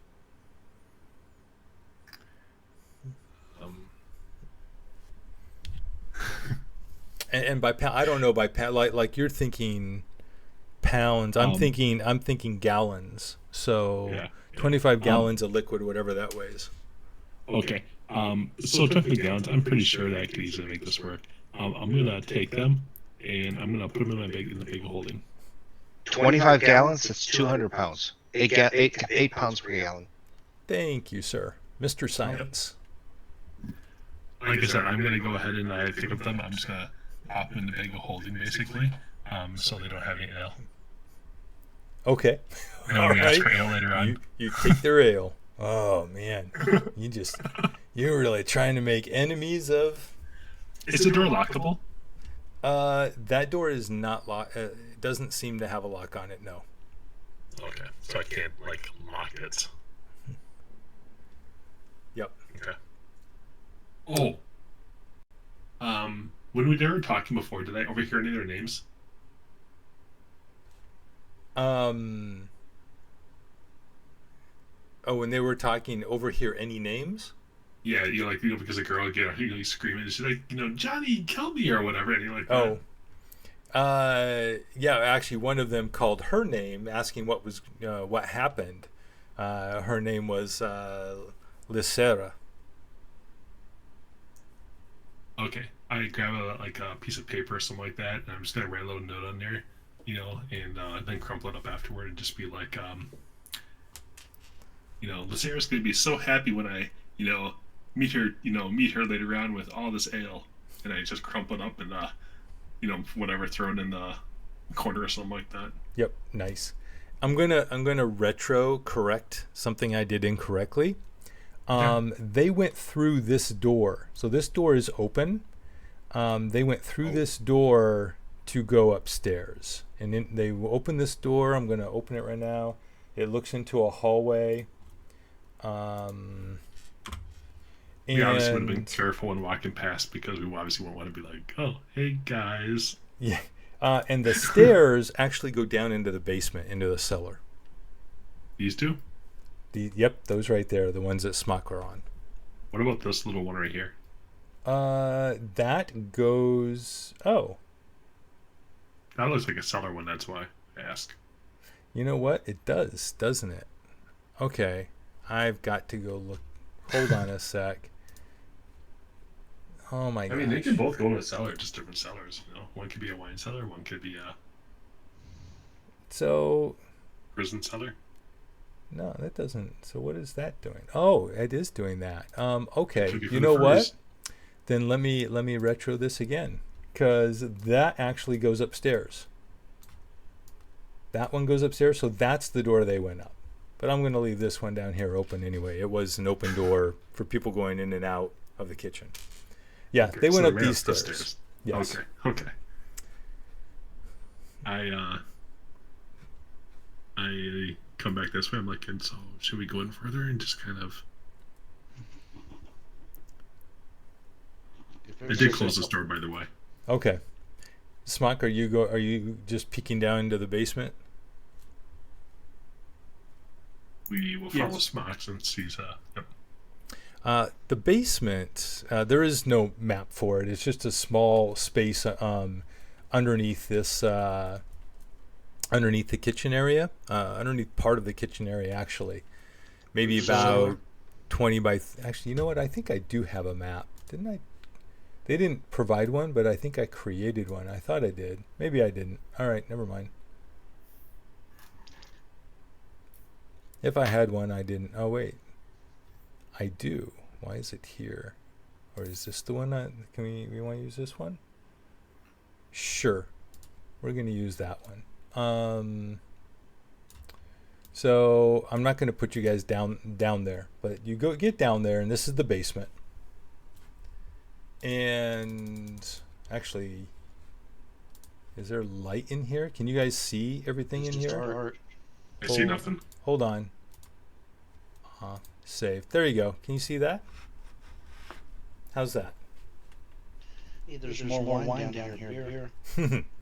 So, also down here, you see. So the basement cellar is damp. Smells like apples and vinegar. There's bags of apples, sacks potatoes, blah blah blah. Against the wall, when you turn around to the left and you look back against this wall back here, you see 3 humanoids chained along the wall. One is a dwarf with a chopped and singed beard, and 2 humans, a man and the woman. The woman looks wounded. The chains are secured to iron rings, keeping them just out of reach of any food. And these are what the people look like. Let me just do here. So here's one of them. Here's the woman. And here's the dwarf. There you go. Can your hands reach your mouth? So yeah, they're all bound and gagged. So and they're looking at you, and the woman is like keeps her eyes averted. The dwarf is just kind of staring morosely, and there's a quizzical look on the human male's face. Just by did me. Good point. Do we recognize him? Good point. If you'd like this, I'll tell you what. I'm just gonna roll this. Let's see. I'm gonna roll a luck roll. Okay, if I can get to it. That's fun. I can. All right, I can't do it that way. Let me try it over here. Boom. No, they look nothing like anything you've ever seen before. I've seen humans before. Well, like not like any humans you've ever seen before, or humans or anything. Like you do not recognize these people. The human that looks inquisitive whatever to us, do they look like they are like a cultist that's got trouble, or the inquisitive human is very obviously wearing exactly what you see there, a huge holy symbol of a monitor. He has not been beaten or otherwise abused that you can see. It looks to be by far in the best shape. The dwarf is obviously been tortured, tormented in many ways. Looks like Dirty hasn't looks weak, like they hasn't been fed and watered very well. Same thing with the woman. I will walk up to the dwarf, and I will, in Dwarvish, just like remain calm, and I will undo the chains if possible. Why? I'd be calm. Yes. Who you be? Why are you letting me go? Well, I don't know. I've been outside enough to know this area well enough that this is really a good thing to be let go, but you definitely don't look like you want to be down here any longer. No, definitely not. I'm certainly had all me fill of torture from that accursed woman. I look at the girl. And he goes, no, not her. Oh. I'm talking about the half elf upstairs. Her name is Talis. Calls herself Talis the White. Maricela has no chains on her. Just saying. She is her hands are chained. I do a sense, divine sense. Okay. On the evil scale or neutral or whatever, what do I sense? All right. You get a sense of the priest is easily on like a 7, approaching an 8. The young woman is probably about around a 6-7 border. The dwarf comes through as a solid 5. So I do share with the group neutral to neutral good. Slightly on the good side. 5 is Evil crossing side? the line, yes. Okay. So 1 is sort of neutral, somewhat selfish evil. The rest are neutral to good. I don't foresee any issues with anyone myself, as I just give you a look and I just continue unchaining him. What And would then I you will. know? Go ahead. Just Go letting you ahead. know. Nobody What said. What do we know about that thing hanging around that guy's neck? It's a holy symbol. It's a symbol of the god Amanator. So, I mean, what you know about the religion, you'd have to make a religion check.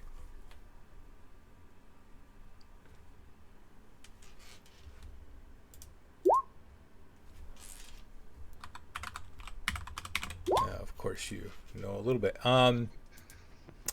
Amanator was the deity of order, sun, law, and time for the Netherese. So, similar to Lathander, but for the lands that now encompass the desert region to the northeast. So that's where that one portal might be going to then. Can't understand you with because you're really having a heavy echo again. The portal. The portal might be going there. Oh, one of the portals, yes, to the desert. Yep, absolutely. A signal to be quiet, and I gag him. Okay.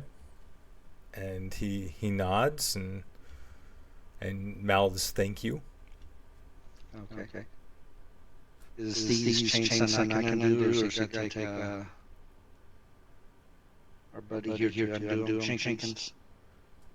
Without a key, he would have to do it.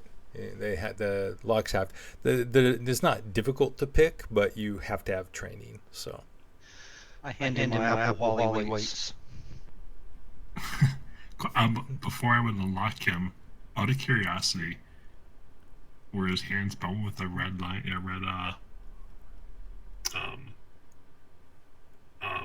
a red piece of string? I'm sorry, I can't think of how their god does the thing. I'm not sure what you're talking about. The god symbol is was a hand with a red line or red something on it. I don't remember exactly. It's been too long. No, you don't see anything like that. I would continue on doing them, but I would definitely shush them as they if they tried speaking too loudly. Okay. Yeah, they.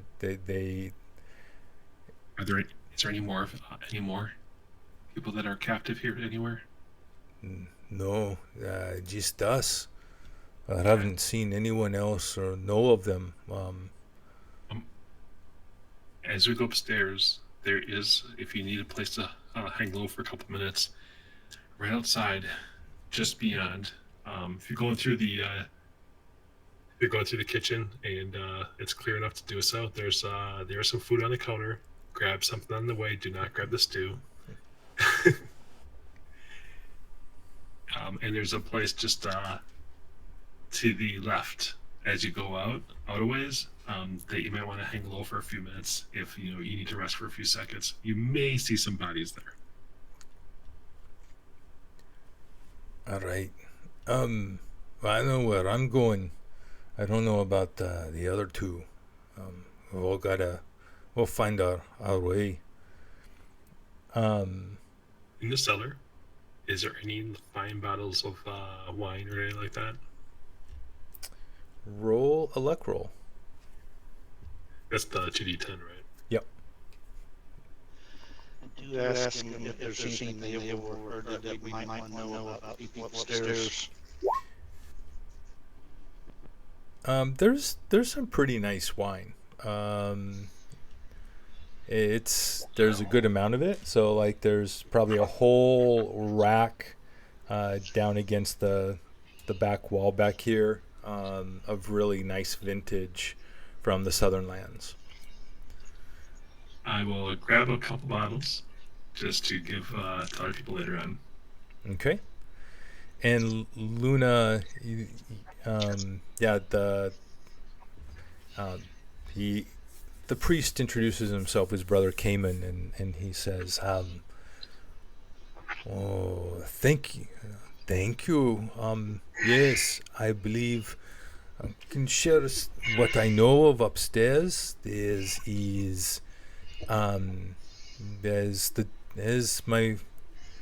my chained friend over there said there is a half elf.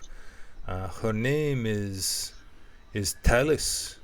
She runs this place here and is in charge of our interrogations.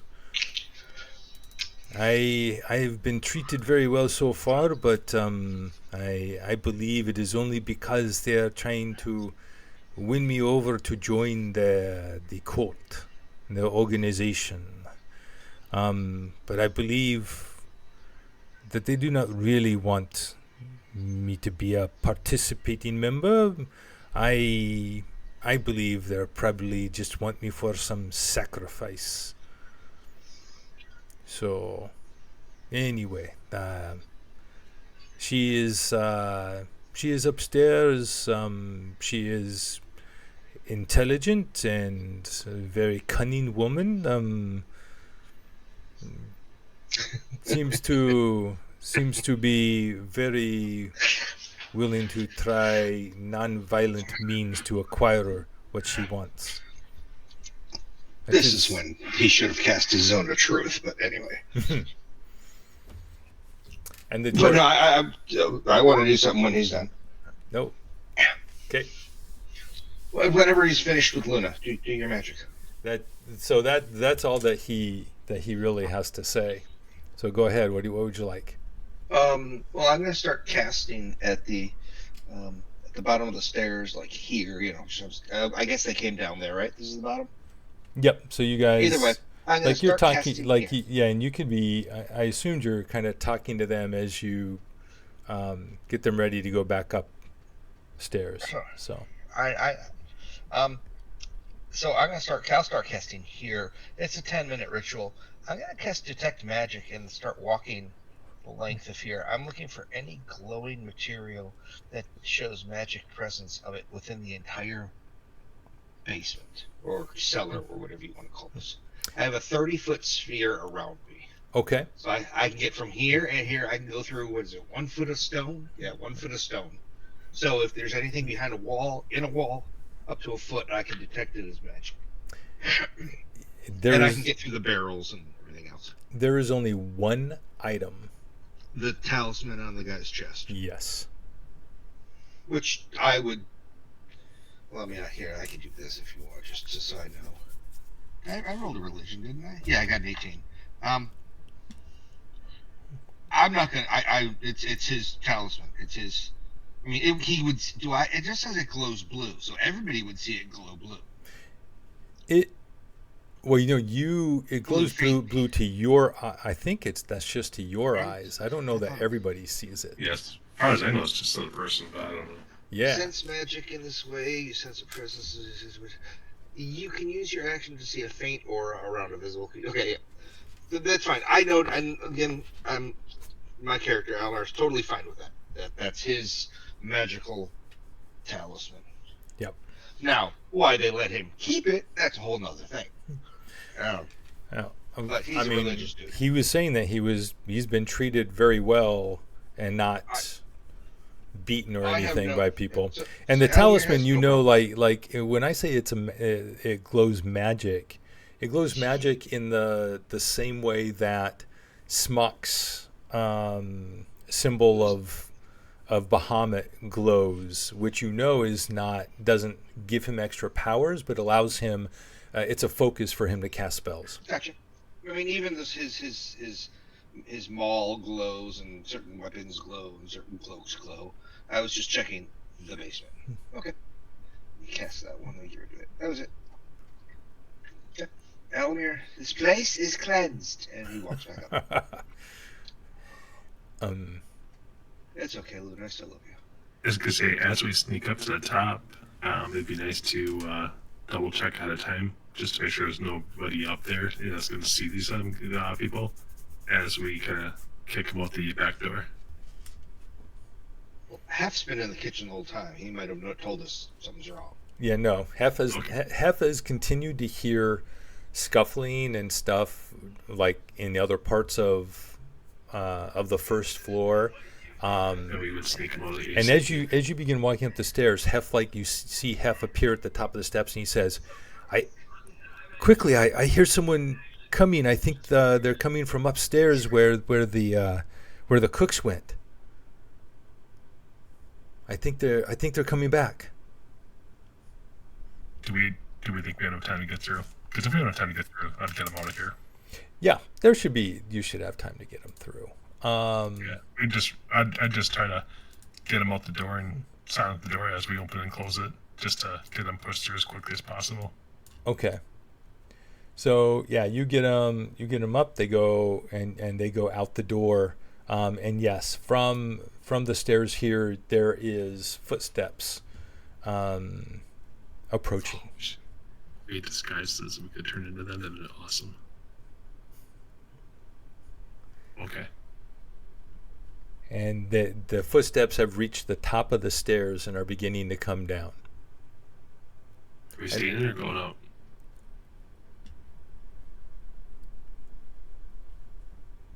Yeah. This is not an answer. Everyone scatters, or like. Oliver runs up to meet him. It looks like. Oh, looks like Smock. Well, Smock went to the hallway, didn't he? Oh, sorry, Smock. Yeah, he went up to go meet him. So what's Well- the plan? What is the plan? I'm looking to get out of here and just Alamir's saying we need to go further in. we do. I was just thinking, Okay. Let's go upstairs. you know. And, Yeah, I agree. Yeah. Okay, go upstairs. Okay, let's go. Go. Okay. So I look at Smock and I go, "Let's go." Okay. Is there a difference? Although Alamir wants to know, is there a difference between this door and this door and this door? No, that door's open into Okay, a that was hallway. open, so- okay, The other hallway. two are closed, and The other you three? hear. What other three? There's this guy, and then there's this guy. I don't see you. Oh, sorry. There's this guy right here. Which is already open, and that's the pantry that Jinx looked at. It Okay, did here. close back up. And you have not opened those two doors over there. And there. Okay, so the eastern ones have not opened. He wants to listen specifically to those. You don't hear it. You hear. So you hear some noise coming very faintly from like far away when you listen at that door. The north door is nothing. So Gotcha. while you're listening quickly there, and Smock is over, and at this point Smock no longer it's been over 10 minutes. So You Smock lost your inspiration. doesn't have inspiration. Smock, you head over to the stairs, and at the top of the stairs you look up, and about halfway down the stairs you see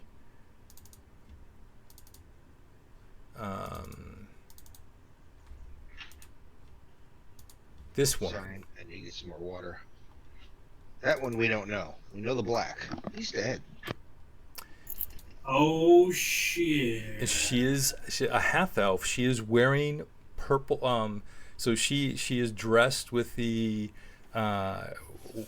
She's wearing white armor, scale mail, carrying a shield, and also has.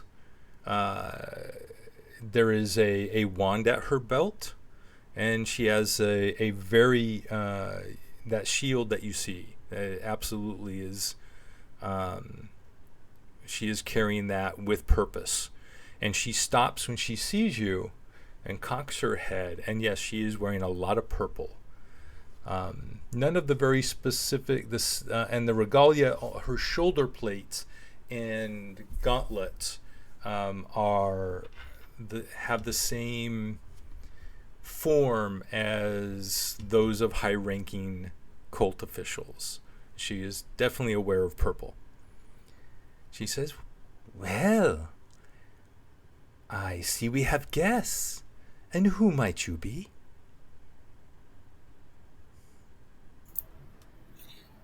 I am Smock, Smock. Slayer of Resmir, Slayer of the dude that we did at the very beginning. Yes. I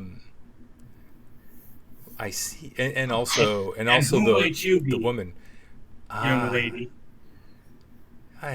There is no need to. If you say that as a threat, I do not believe that we are actually enemies. I believe we are at unopposed purpose. We have the same goals, you and I. I am Talis. Talis the White. Talis, nice to meet you. Hold on. I can sense that there's a bunch of bullshit going on here.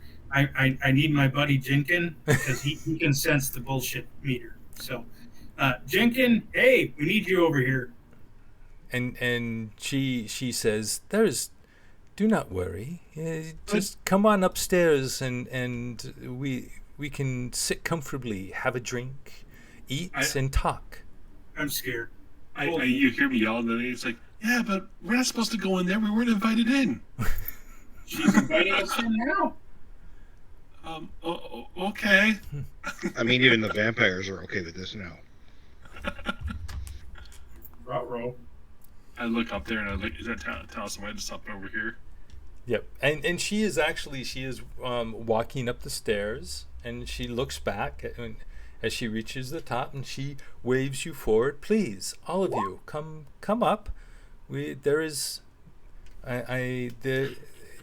You are safe within this place, I assure you. I am not in the mood for any conflict. As I say, I believe that we are that we have mutual goals and we can help each other. And then she walks out of sight. Okay, I guess we've. Out of sight, out of mind. Smock's in the way, so Smock goes No. up. No. You When it found. comes to this talky stuff, I am No. You're the one that greeted this person. Go ahead. You're in front of me anyway. At least I You're in front of me. I didn't attack on sight. Come on. I was impressed. I don't know about anyone else. That's a reverse. We're pushing you up the stairs because you're in front. All right, let me just gather people. Now we're all in a big jam here because we can't go upstairs because you're in the way. Become a spider and hide in Smock's armor. Oh wait, how did? Oh, that's why. We don't Here, realize archive. these are spiders. There we go. I still had the third floor of Neritar. Okay, sitting there. So now let's go here. Paste. There we go. And I'm just simply. Okay, so I do believe. Hold on a Where'd sec. she go? Hold on a sec. I gotta find out where she went. Where did she go? Where is her? What's her place? charisma? Oh, what's her charisma? Is there any Mondu here? She is pretty charismatic. She seemed Okay. yeah. Upper floor. It's the pointy ears. I'm actually discussing this as we're walking about her her pointy ears and how they're finally tipped and everything else. There we go. Okay, yes. So you saw her, and actually I'm just going to do this. So you saw her, she's down at this door, and I'm going to just open the door. She says, please, join my friends and I in the hall. We'll sit and eat. Let's go to light. Let's turn this off. There's a hole over here. I was in a room. I don't know what the room was. It looked like a kitchen or something. Okay. And so we're going I really to like the rug. She's going to go in. She is going to go sit at the end of the table. Blah, blah, blah. Yeah. Exactly across at the end. And so when you get in there, you see on either side of her are some high-ranking, actually these two. So let's see, she's sitting here, and You can use Alt if you need to I'm set just him down gonna- a chair more. Yeah, I'm just going to do. I thought I was actually pressing Control. I'm just going to do this, and this gentleman will be sitting right next to her. So to her right. Okay, where? How come that guy isn't showing up now? I don't know why it's not. I thought he was in here. Maybe not. This room would be a great office. This is a well-appointed chamber filled with a big dining hall. It's obviously used for eating meals, and discussing important matters. The three men in the room wear scale mail and carry swords.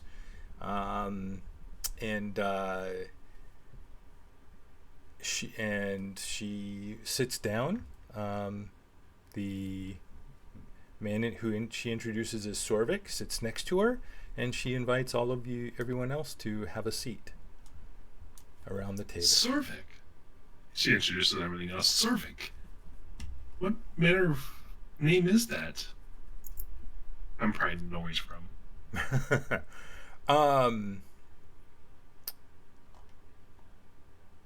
Okay, this is where.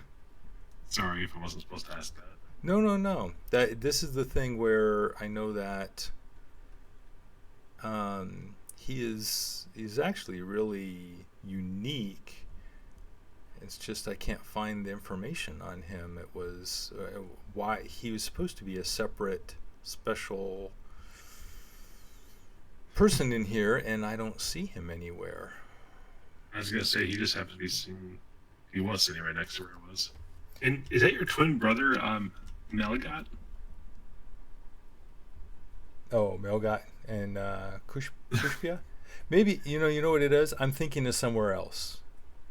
Okay. I'm just saying they look like twins, so. Yeah, no, I think I just gave them names. That's why I can't find it. I gave them names. These are not the people I was thinking of.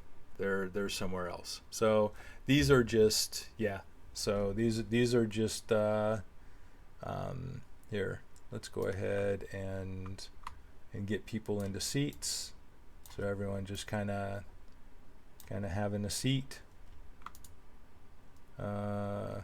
Here, Alamir, you can sit on the other side of Hef. There we go. There we go. The muscle closest to them. Yeah. All right. And there is and this guy goes out and after a while kobolds come in to serve. And there is wine, there are grapes, various types of fruit, there is dried venison, some little hors d'oeuvres made up of different things. Nicer fare than what you were immediately seeing being prepared downstairs in the kitchen. She goes, so I assume you caused that mischief in the kitchen? Says, Kushpia, go have the servants go back and finish preparing the evening's meals. I actually give a look of like, hey, what? Like, like a surprise about the idea of the mischief part.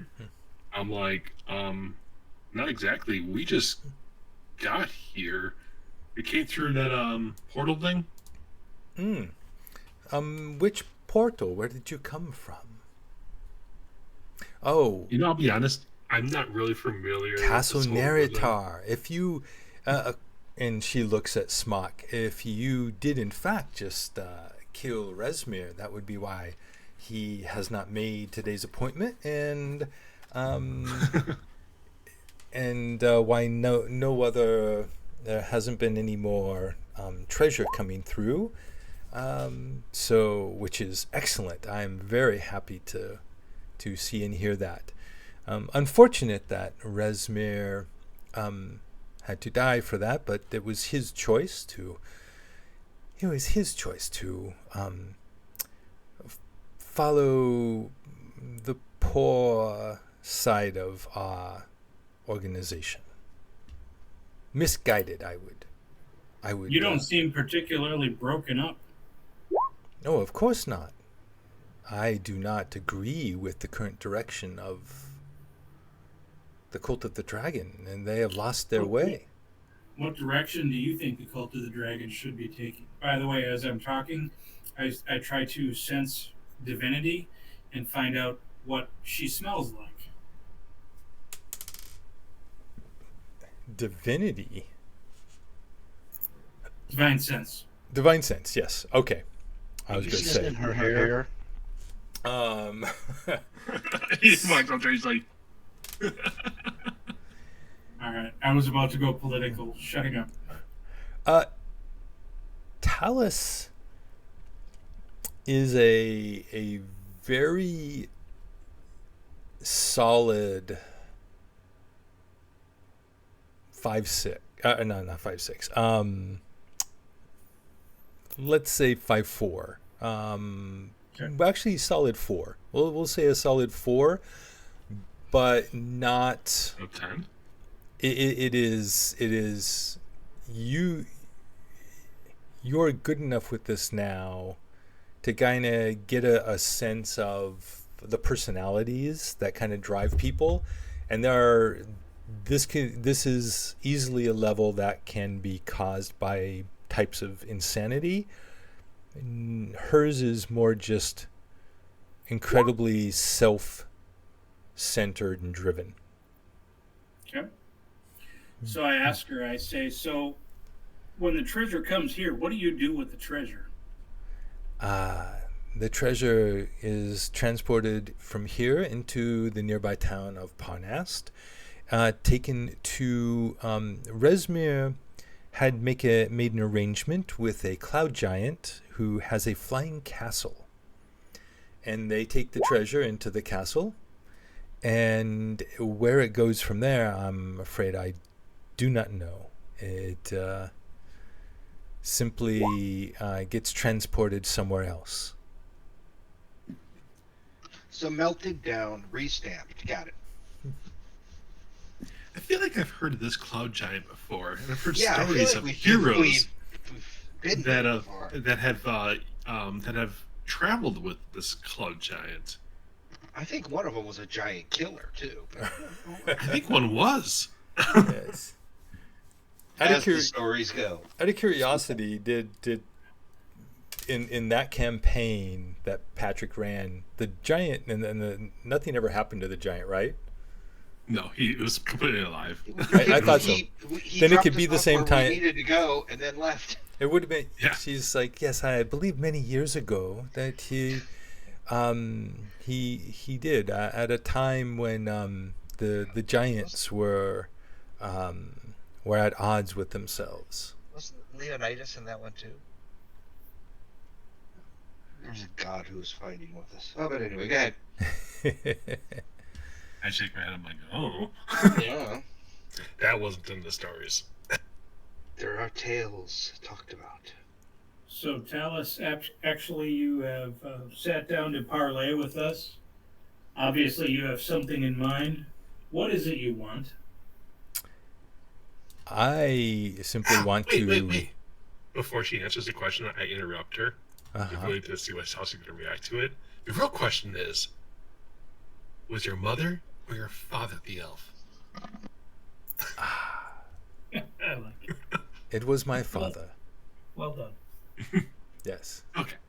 I'm sorry. Continue. Yes. My father. Why would your father the elf find the human? Never mind. Just go ahead. My mother was strikingly beautiful, and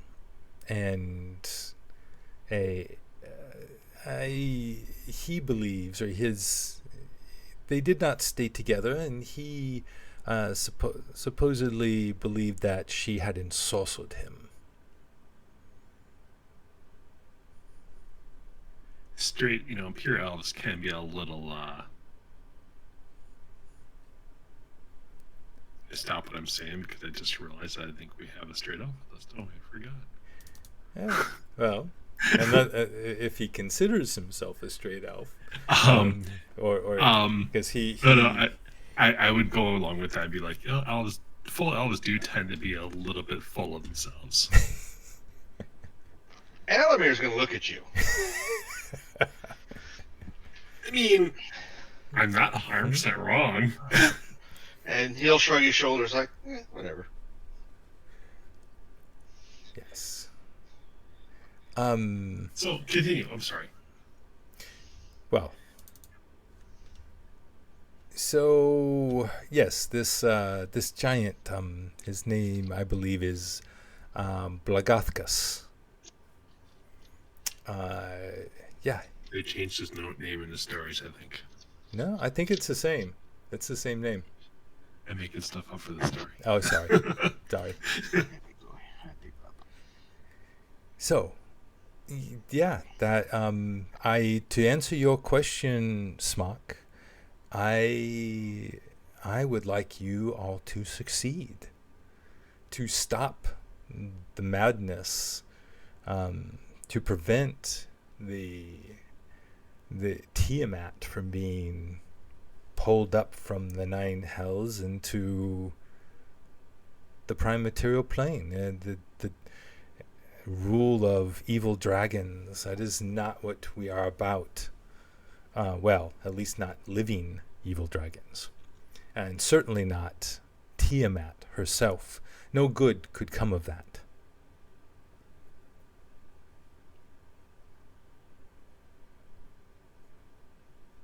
So, Just out of curiosity, is anyone eating and drinking?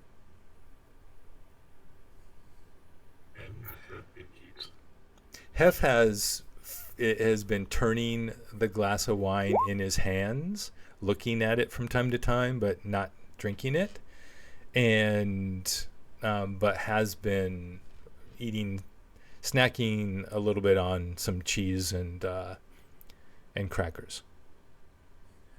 Actually, I'm actually paying more attention to her mates and their actions. Are they eating at all? Yeah, they are. They're all.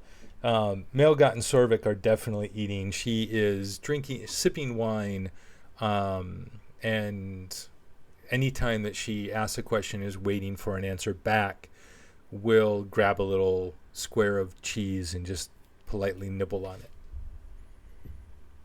As we're conversing from time to time, I get up and I look out the window, just looking at the weather and everything else. Okay, and the weather continues to get worse. In fact, about now, the first drops of rain begin hitting the glass windows, Alamir will partake in drinking. and the wine is very good. Does it always get this windy? The weather up here is Delightful. yes, it is within a part of the world where the weather gets quite severe, and we are a little higher altitude here at the base of the mountains, and against the I do not know the scientific term, but the weather breaks against this side. So the weather is quite interesting and changes often. I start getting up because I have some ADD or whatever, and I'm looking through the little bookshelves over here. Yep. And so you mentioned the treasure is going to. Tony just said it. Parnast. Oh yeah, it's going to Parnast. What's in Parnast that would be worth, sending it to? Well, it's because it's not much of a town. Yeah, because Alamir's going to be thinking that too once Jinx brings that up. yeah. It's not a large town. How can it siphon / push or move that much treasure? Do they have a laundromat? So Parnast is The but a town small behind. village, very small village, just a 5-mile hike from here, and through the hills and across a few creeks, about a half day's walk. But the people of Parnast are helping us to transport the goods from here to a docking place for the Giant's Castle, up Does at the base of the Alamir mountains. know anybody in Parnas from his merchant web? Roll 2d10. Can't I just roll my merchant? Or merchant, I'm sorry. I'll roll take merchant. 2D. No. I'll roll the. Okay, I'll do them both. You Do pick them one. both. Do them both. Hey, there's merchant. And then here's my 2d10. Let's see Yep. just how sucky we are.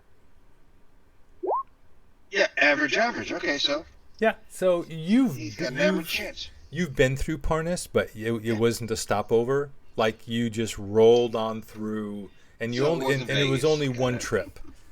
So you do not know anybody there. That's fine. So they're strictly used for transportation. Yep. Yes, there. It is. The other than the four-armed troll and some of the other trolls in the area, perhaps we could, but they're unreliable and do not like being used as a labor force. They much prefer to take care of the dogs and go hunting.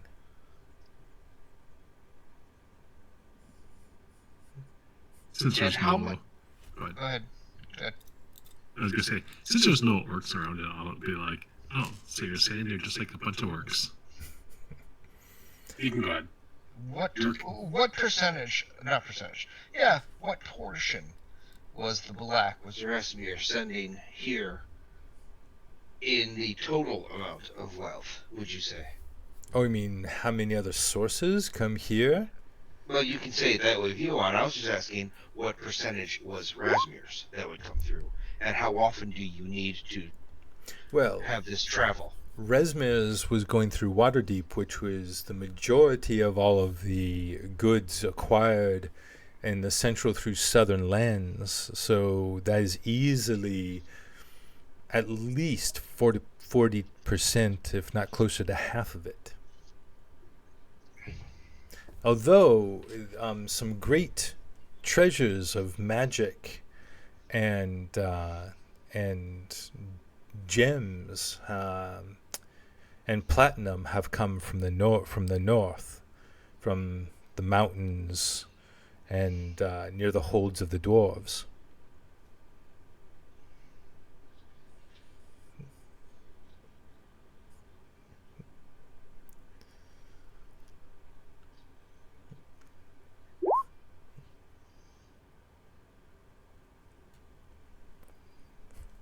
How long are this wealth maintained here before they're moved on to Parvest?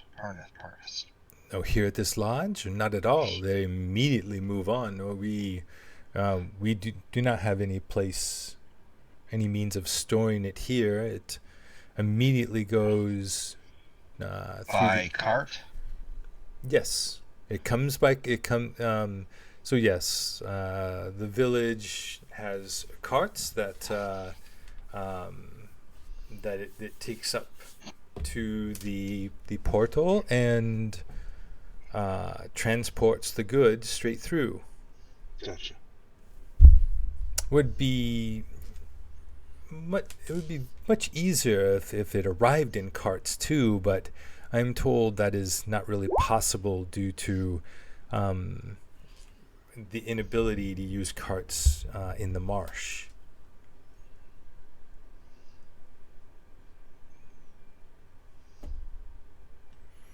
I certainly hope I'm being helpful.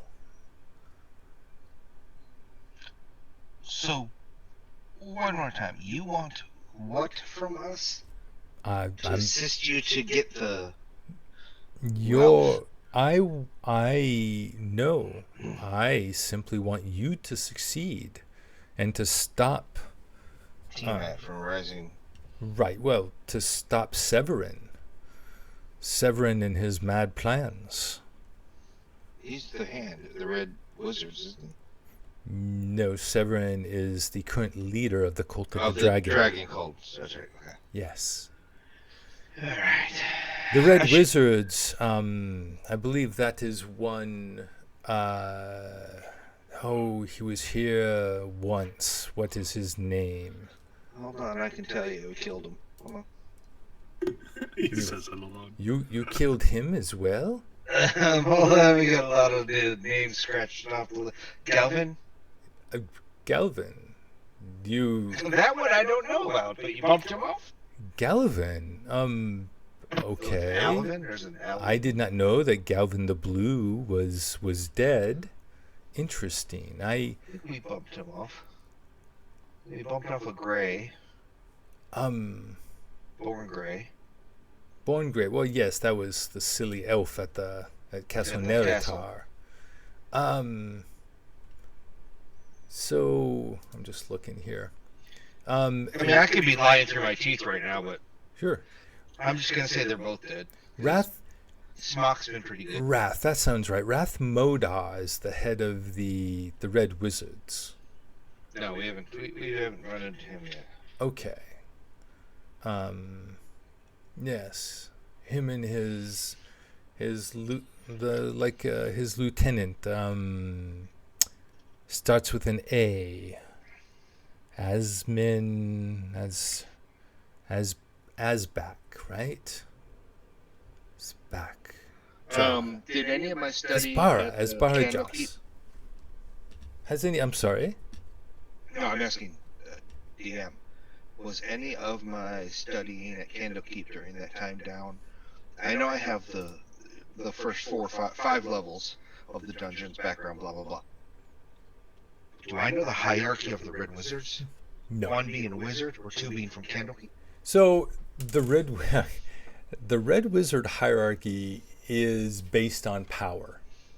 That is pure and simple. Gotcha. So in a large organization like the Cult of the Dragon is loosely based on power, but the not Red Wizards completely. is. There's a huge variance. But the Red Wizards, yeah, it's those who have reached the point where they can cast 9th level spells, like everybody at the higher echelon who receives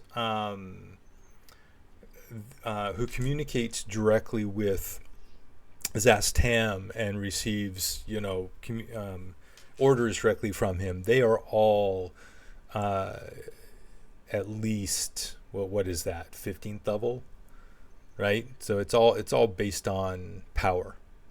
Did you say that did you say the name, was it, did you say Alabas or Obslin? No. Okay. It was an I'm just A. missing It was like Asbak or something. It was one of the Red Wizards. You could not. Yeah, we haven't run into him yet. I'm looking at all the names. Unless she's talking about Asbara Joss. That's the one I'm actually. Yeah, as far as Joss, we saw, but we didn't actually have a. No, we just talked to him. He's the one who got us through the portal. Yes, he's the one that you've been helping each other. Mm-hmm. So if he doesn't say Asbara, I'm not even gonna react if he does. But yep, and she can't seem to recall the name. So. And Alamar's just still trying to figure out.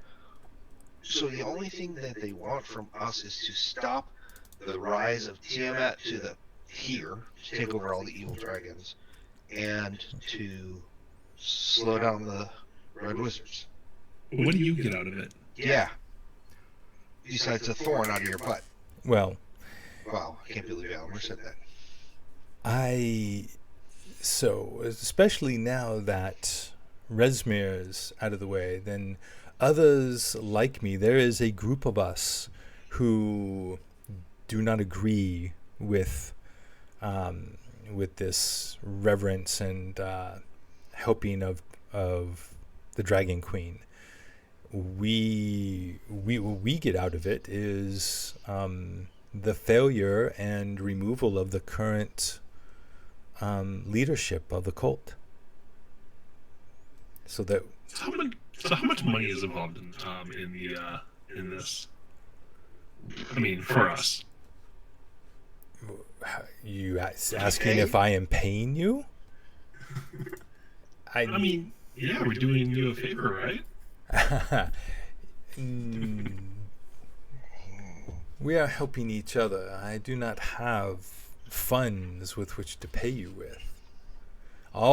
As I'm sure you've noticed, all of the current funds of the organization are being donated to this whatever grand scheme is being done for Tiamat. I do know that the ultimate goal for the gathering of all the treasure is to become part of the horde for the Queen of Dragons, for her arrival. It is part of the ritual to entice her to break free and to join us in this realm. So what dragon... Well, pardon me if I say this, you are wearing purple. I am, yes. What dragon do you worship then? You do see that I am wearing purple and white, and I did introduce myself as Talis the White. Yes. The colors of our titles represent our aligned draconic interests. So would one say you're cold-hearted? Many would, yes. Out of curiosity, do I feel like her weapon? I mean, I don't have magic on it or nothing like that, but do I feel like that weapon that she carries around, her spear that she likes, does that seem like it would be a magical thing? No, but the you've been sitting here long enough, so like first off, her scale mail is incredibly exquisite, and the wand that I mentioned on her belt is tipped with a gem and is not for decoration. The wand is magic of some type for sure. And currently, the 5 top dragon cult members. I'm just taking a stab that Talis the White is the white dragon. As No. Rezmir was. Oh, are you asking? He's putting it in his head. Well, no, he's going to ask right away. He's going to go, well, if Rezmir was the black and Galvin was the blue, would that make you the green dragon, or the white dragon then? I wish. No, that there are when you reach the aware of purple can take a color as their title, and there are many of us.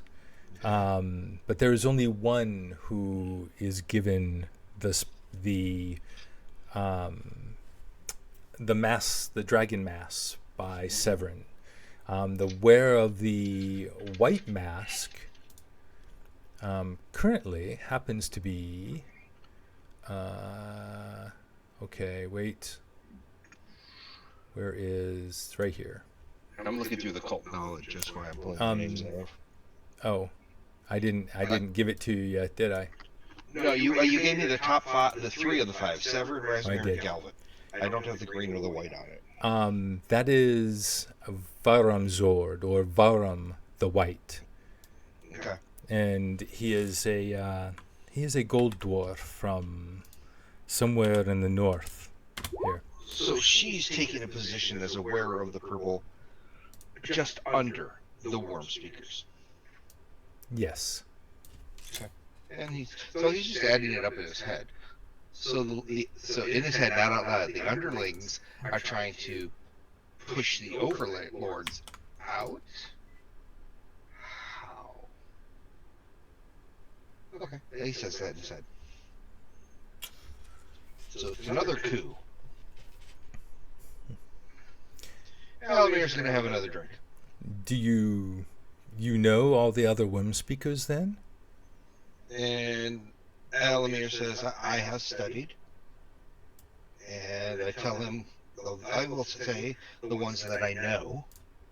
And The so 3. And 2 of them are dead. Sorry, one of them is dead. Galvin we didn't know of.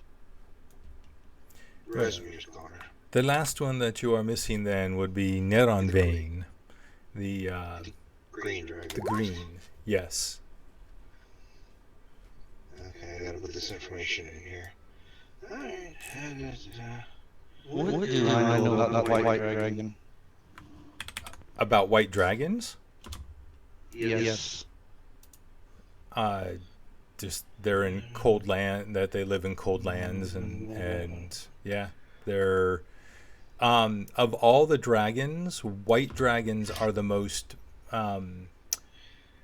they're the ones more akin to beasts in terms of like they're the it's not that they're not intelligent, but in relationship to other dragons they're relatively stupid.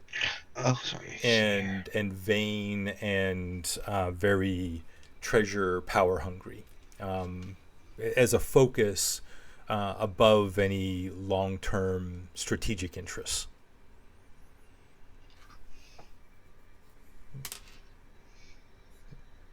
Cool, that's good to know.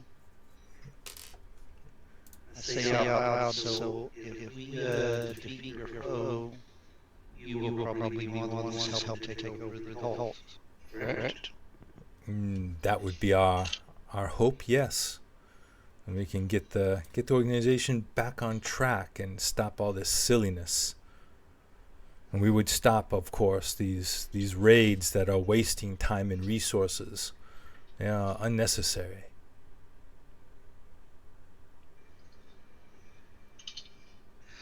I just look at my counterparts. I look at Half to make sure he's not reacting funny after, basically calling the raid that whatever is basically just a waste of their time. Yeah. I'm sorry, that's the first thing I thought of offhand. I'm gonna here. Actually, I need Well, to. he shouldn't have any reaction to these people. This one, Talis. Yeah, Well, but She just. I mean, unless we're gonna like do a separation of 6. well, I mean, I'm just saying because she's part of the cult, and then she just got done basically saying that these raids are just a waste of time.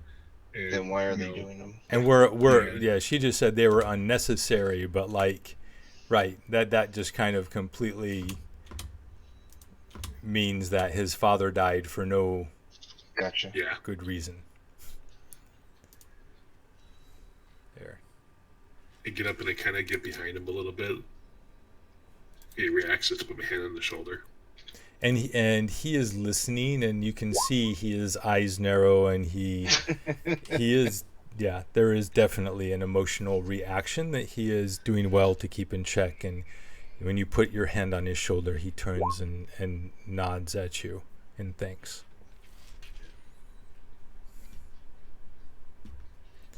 So, I can have people show you the if you wish to go to Parnast, they can take you there in a quick, expeditious way, or I believe the castle is supposed to leave by the end of the day, perhaps sooner if the weather keeps getting nastier. And they can take you straight to the entrance of the castle. And actually, some other information I can give you information that would help you get in through the gate and onto the castle. Give you the code words and or the color codes to show that you belong, that you should be allowed in. Well, that would be helpful. Can we Okay, I will wait for that later. I was gonna ask if we could have the room if we're gonna talk about that though.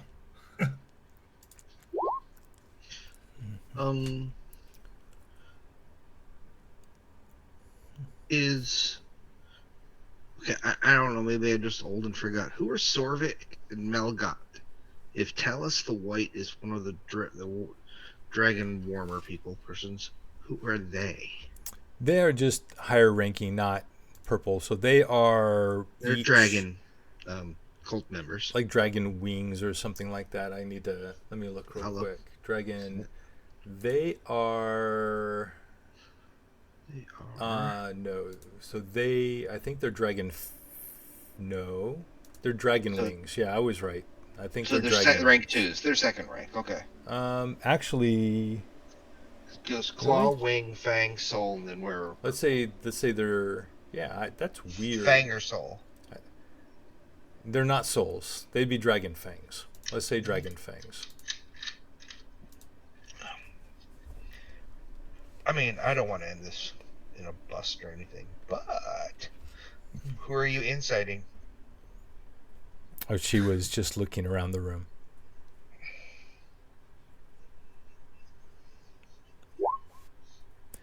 So, yes.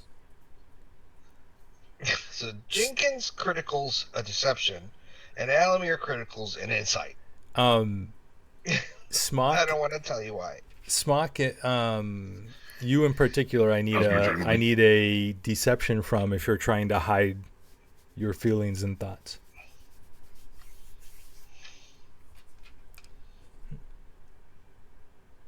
I can tell you what I was inciting. What is Alamir inciting? On her, I assume. No. On the two to her sides. Oh. Are they Are they prepped for a fight, or are they sitting back, relaxed, hands up in the chair, drinking wine and enjoying themselves? They are enjoying themselves, but extremely, like, they're on the edge of their seats.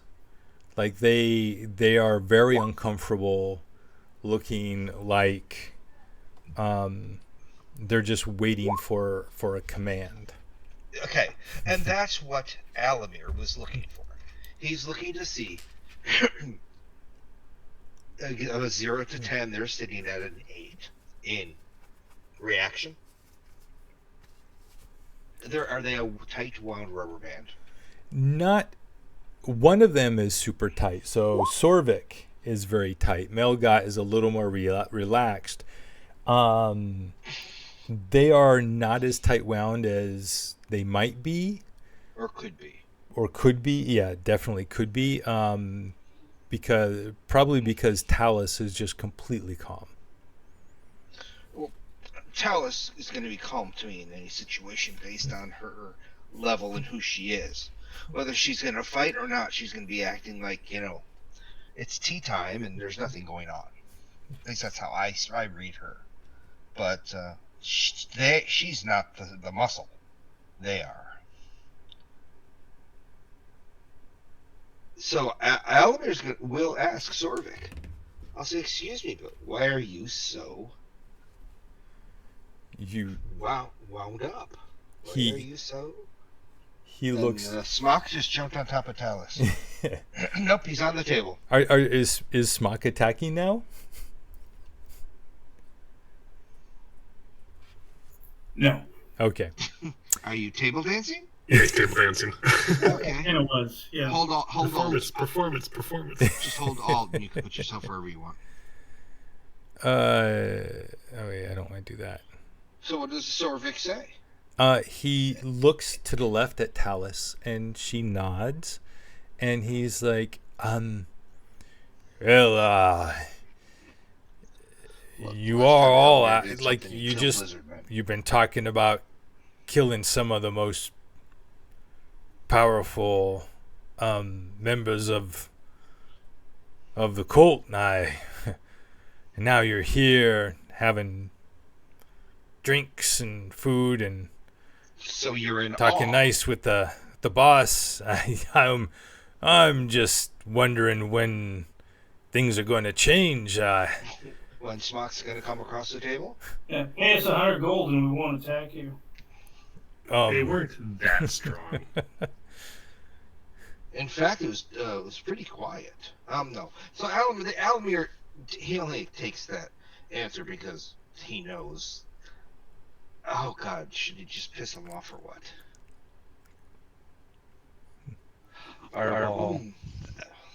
I'm biting my tongue. That would hurt all of us right now. Really bad. Oh yes. Those passcodes. I changed the subject. So those passcodes you were talking about. Why don't you write those down and we'll get this ball rolling, so to speak. But never mind that we're writing it on non-flammable paper. Write it down. I would be happy to give you the information when I have assurances that there will be no violence against us, that you are going to leave peaceably. Well, that's the plan, unless you saying it's not the plan. She looks directly over at Smock. How about you, Smock? Is that the plan? I look at Hef. I look at Alamir, Jinkin. What do I see in their eyes? Well, start with Hef. Hef is always looks at you and basically says to you through a well-known look, I follow your lead. Okay. Alamir, Jinkin, Luna. Okay. Do we want to step off to the side and discuss this? We all need to be in agreement which direction we go. I say this out loud to everybody. And the look on my face, by the way, was gonna be it was more of a smirking. I don't want us to have a fight here for no reason. Kind of smirk. Okay. And Alamir. Okay, what the hell? Alamir says openly to Sorvik. Does she really have you on that tight of a leash? Are you her, Are slave? you her boot boy? But I don't say that. I just say, are you really that tight on her leash? Apparently, you and your twin, because they're the same person. He looks at you and he says, you said earlier you've studied the organization. You know the hierarchy. And you should know that there is no questioning aware of purple. But yet, the wearer of purple is asking us to kill people higher than her. So the hierarchy doesn't really seem to be fitting here. Do as I say, not as I do. There are always factions within the organization. It is, you choose who you follow, and then you stick with that if you are smart. And you hope that your faction comes out on top. I have done very well so far with Lady Talis. It's her ears, isn't it?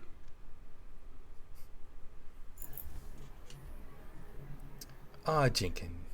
So charming.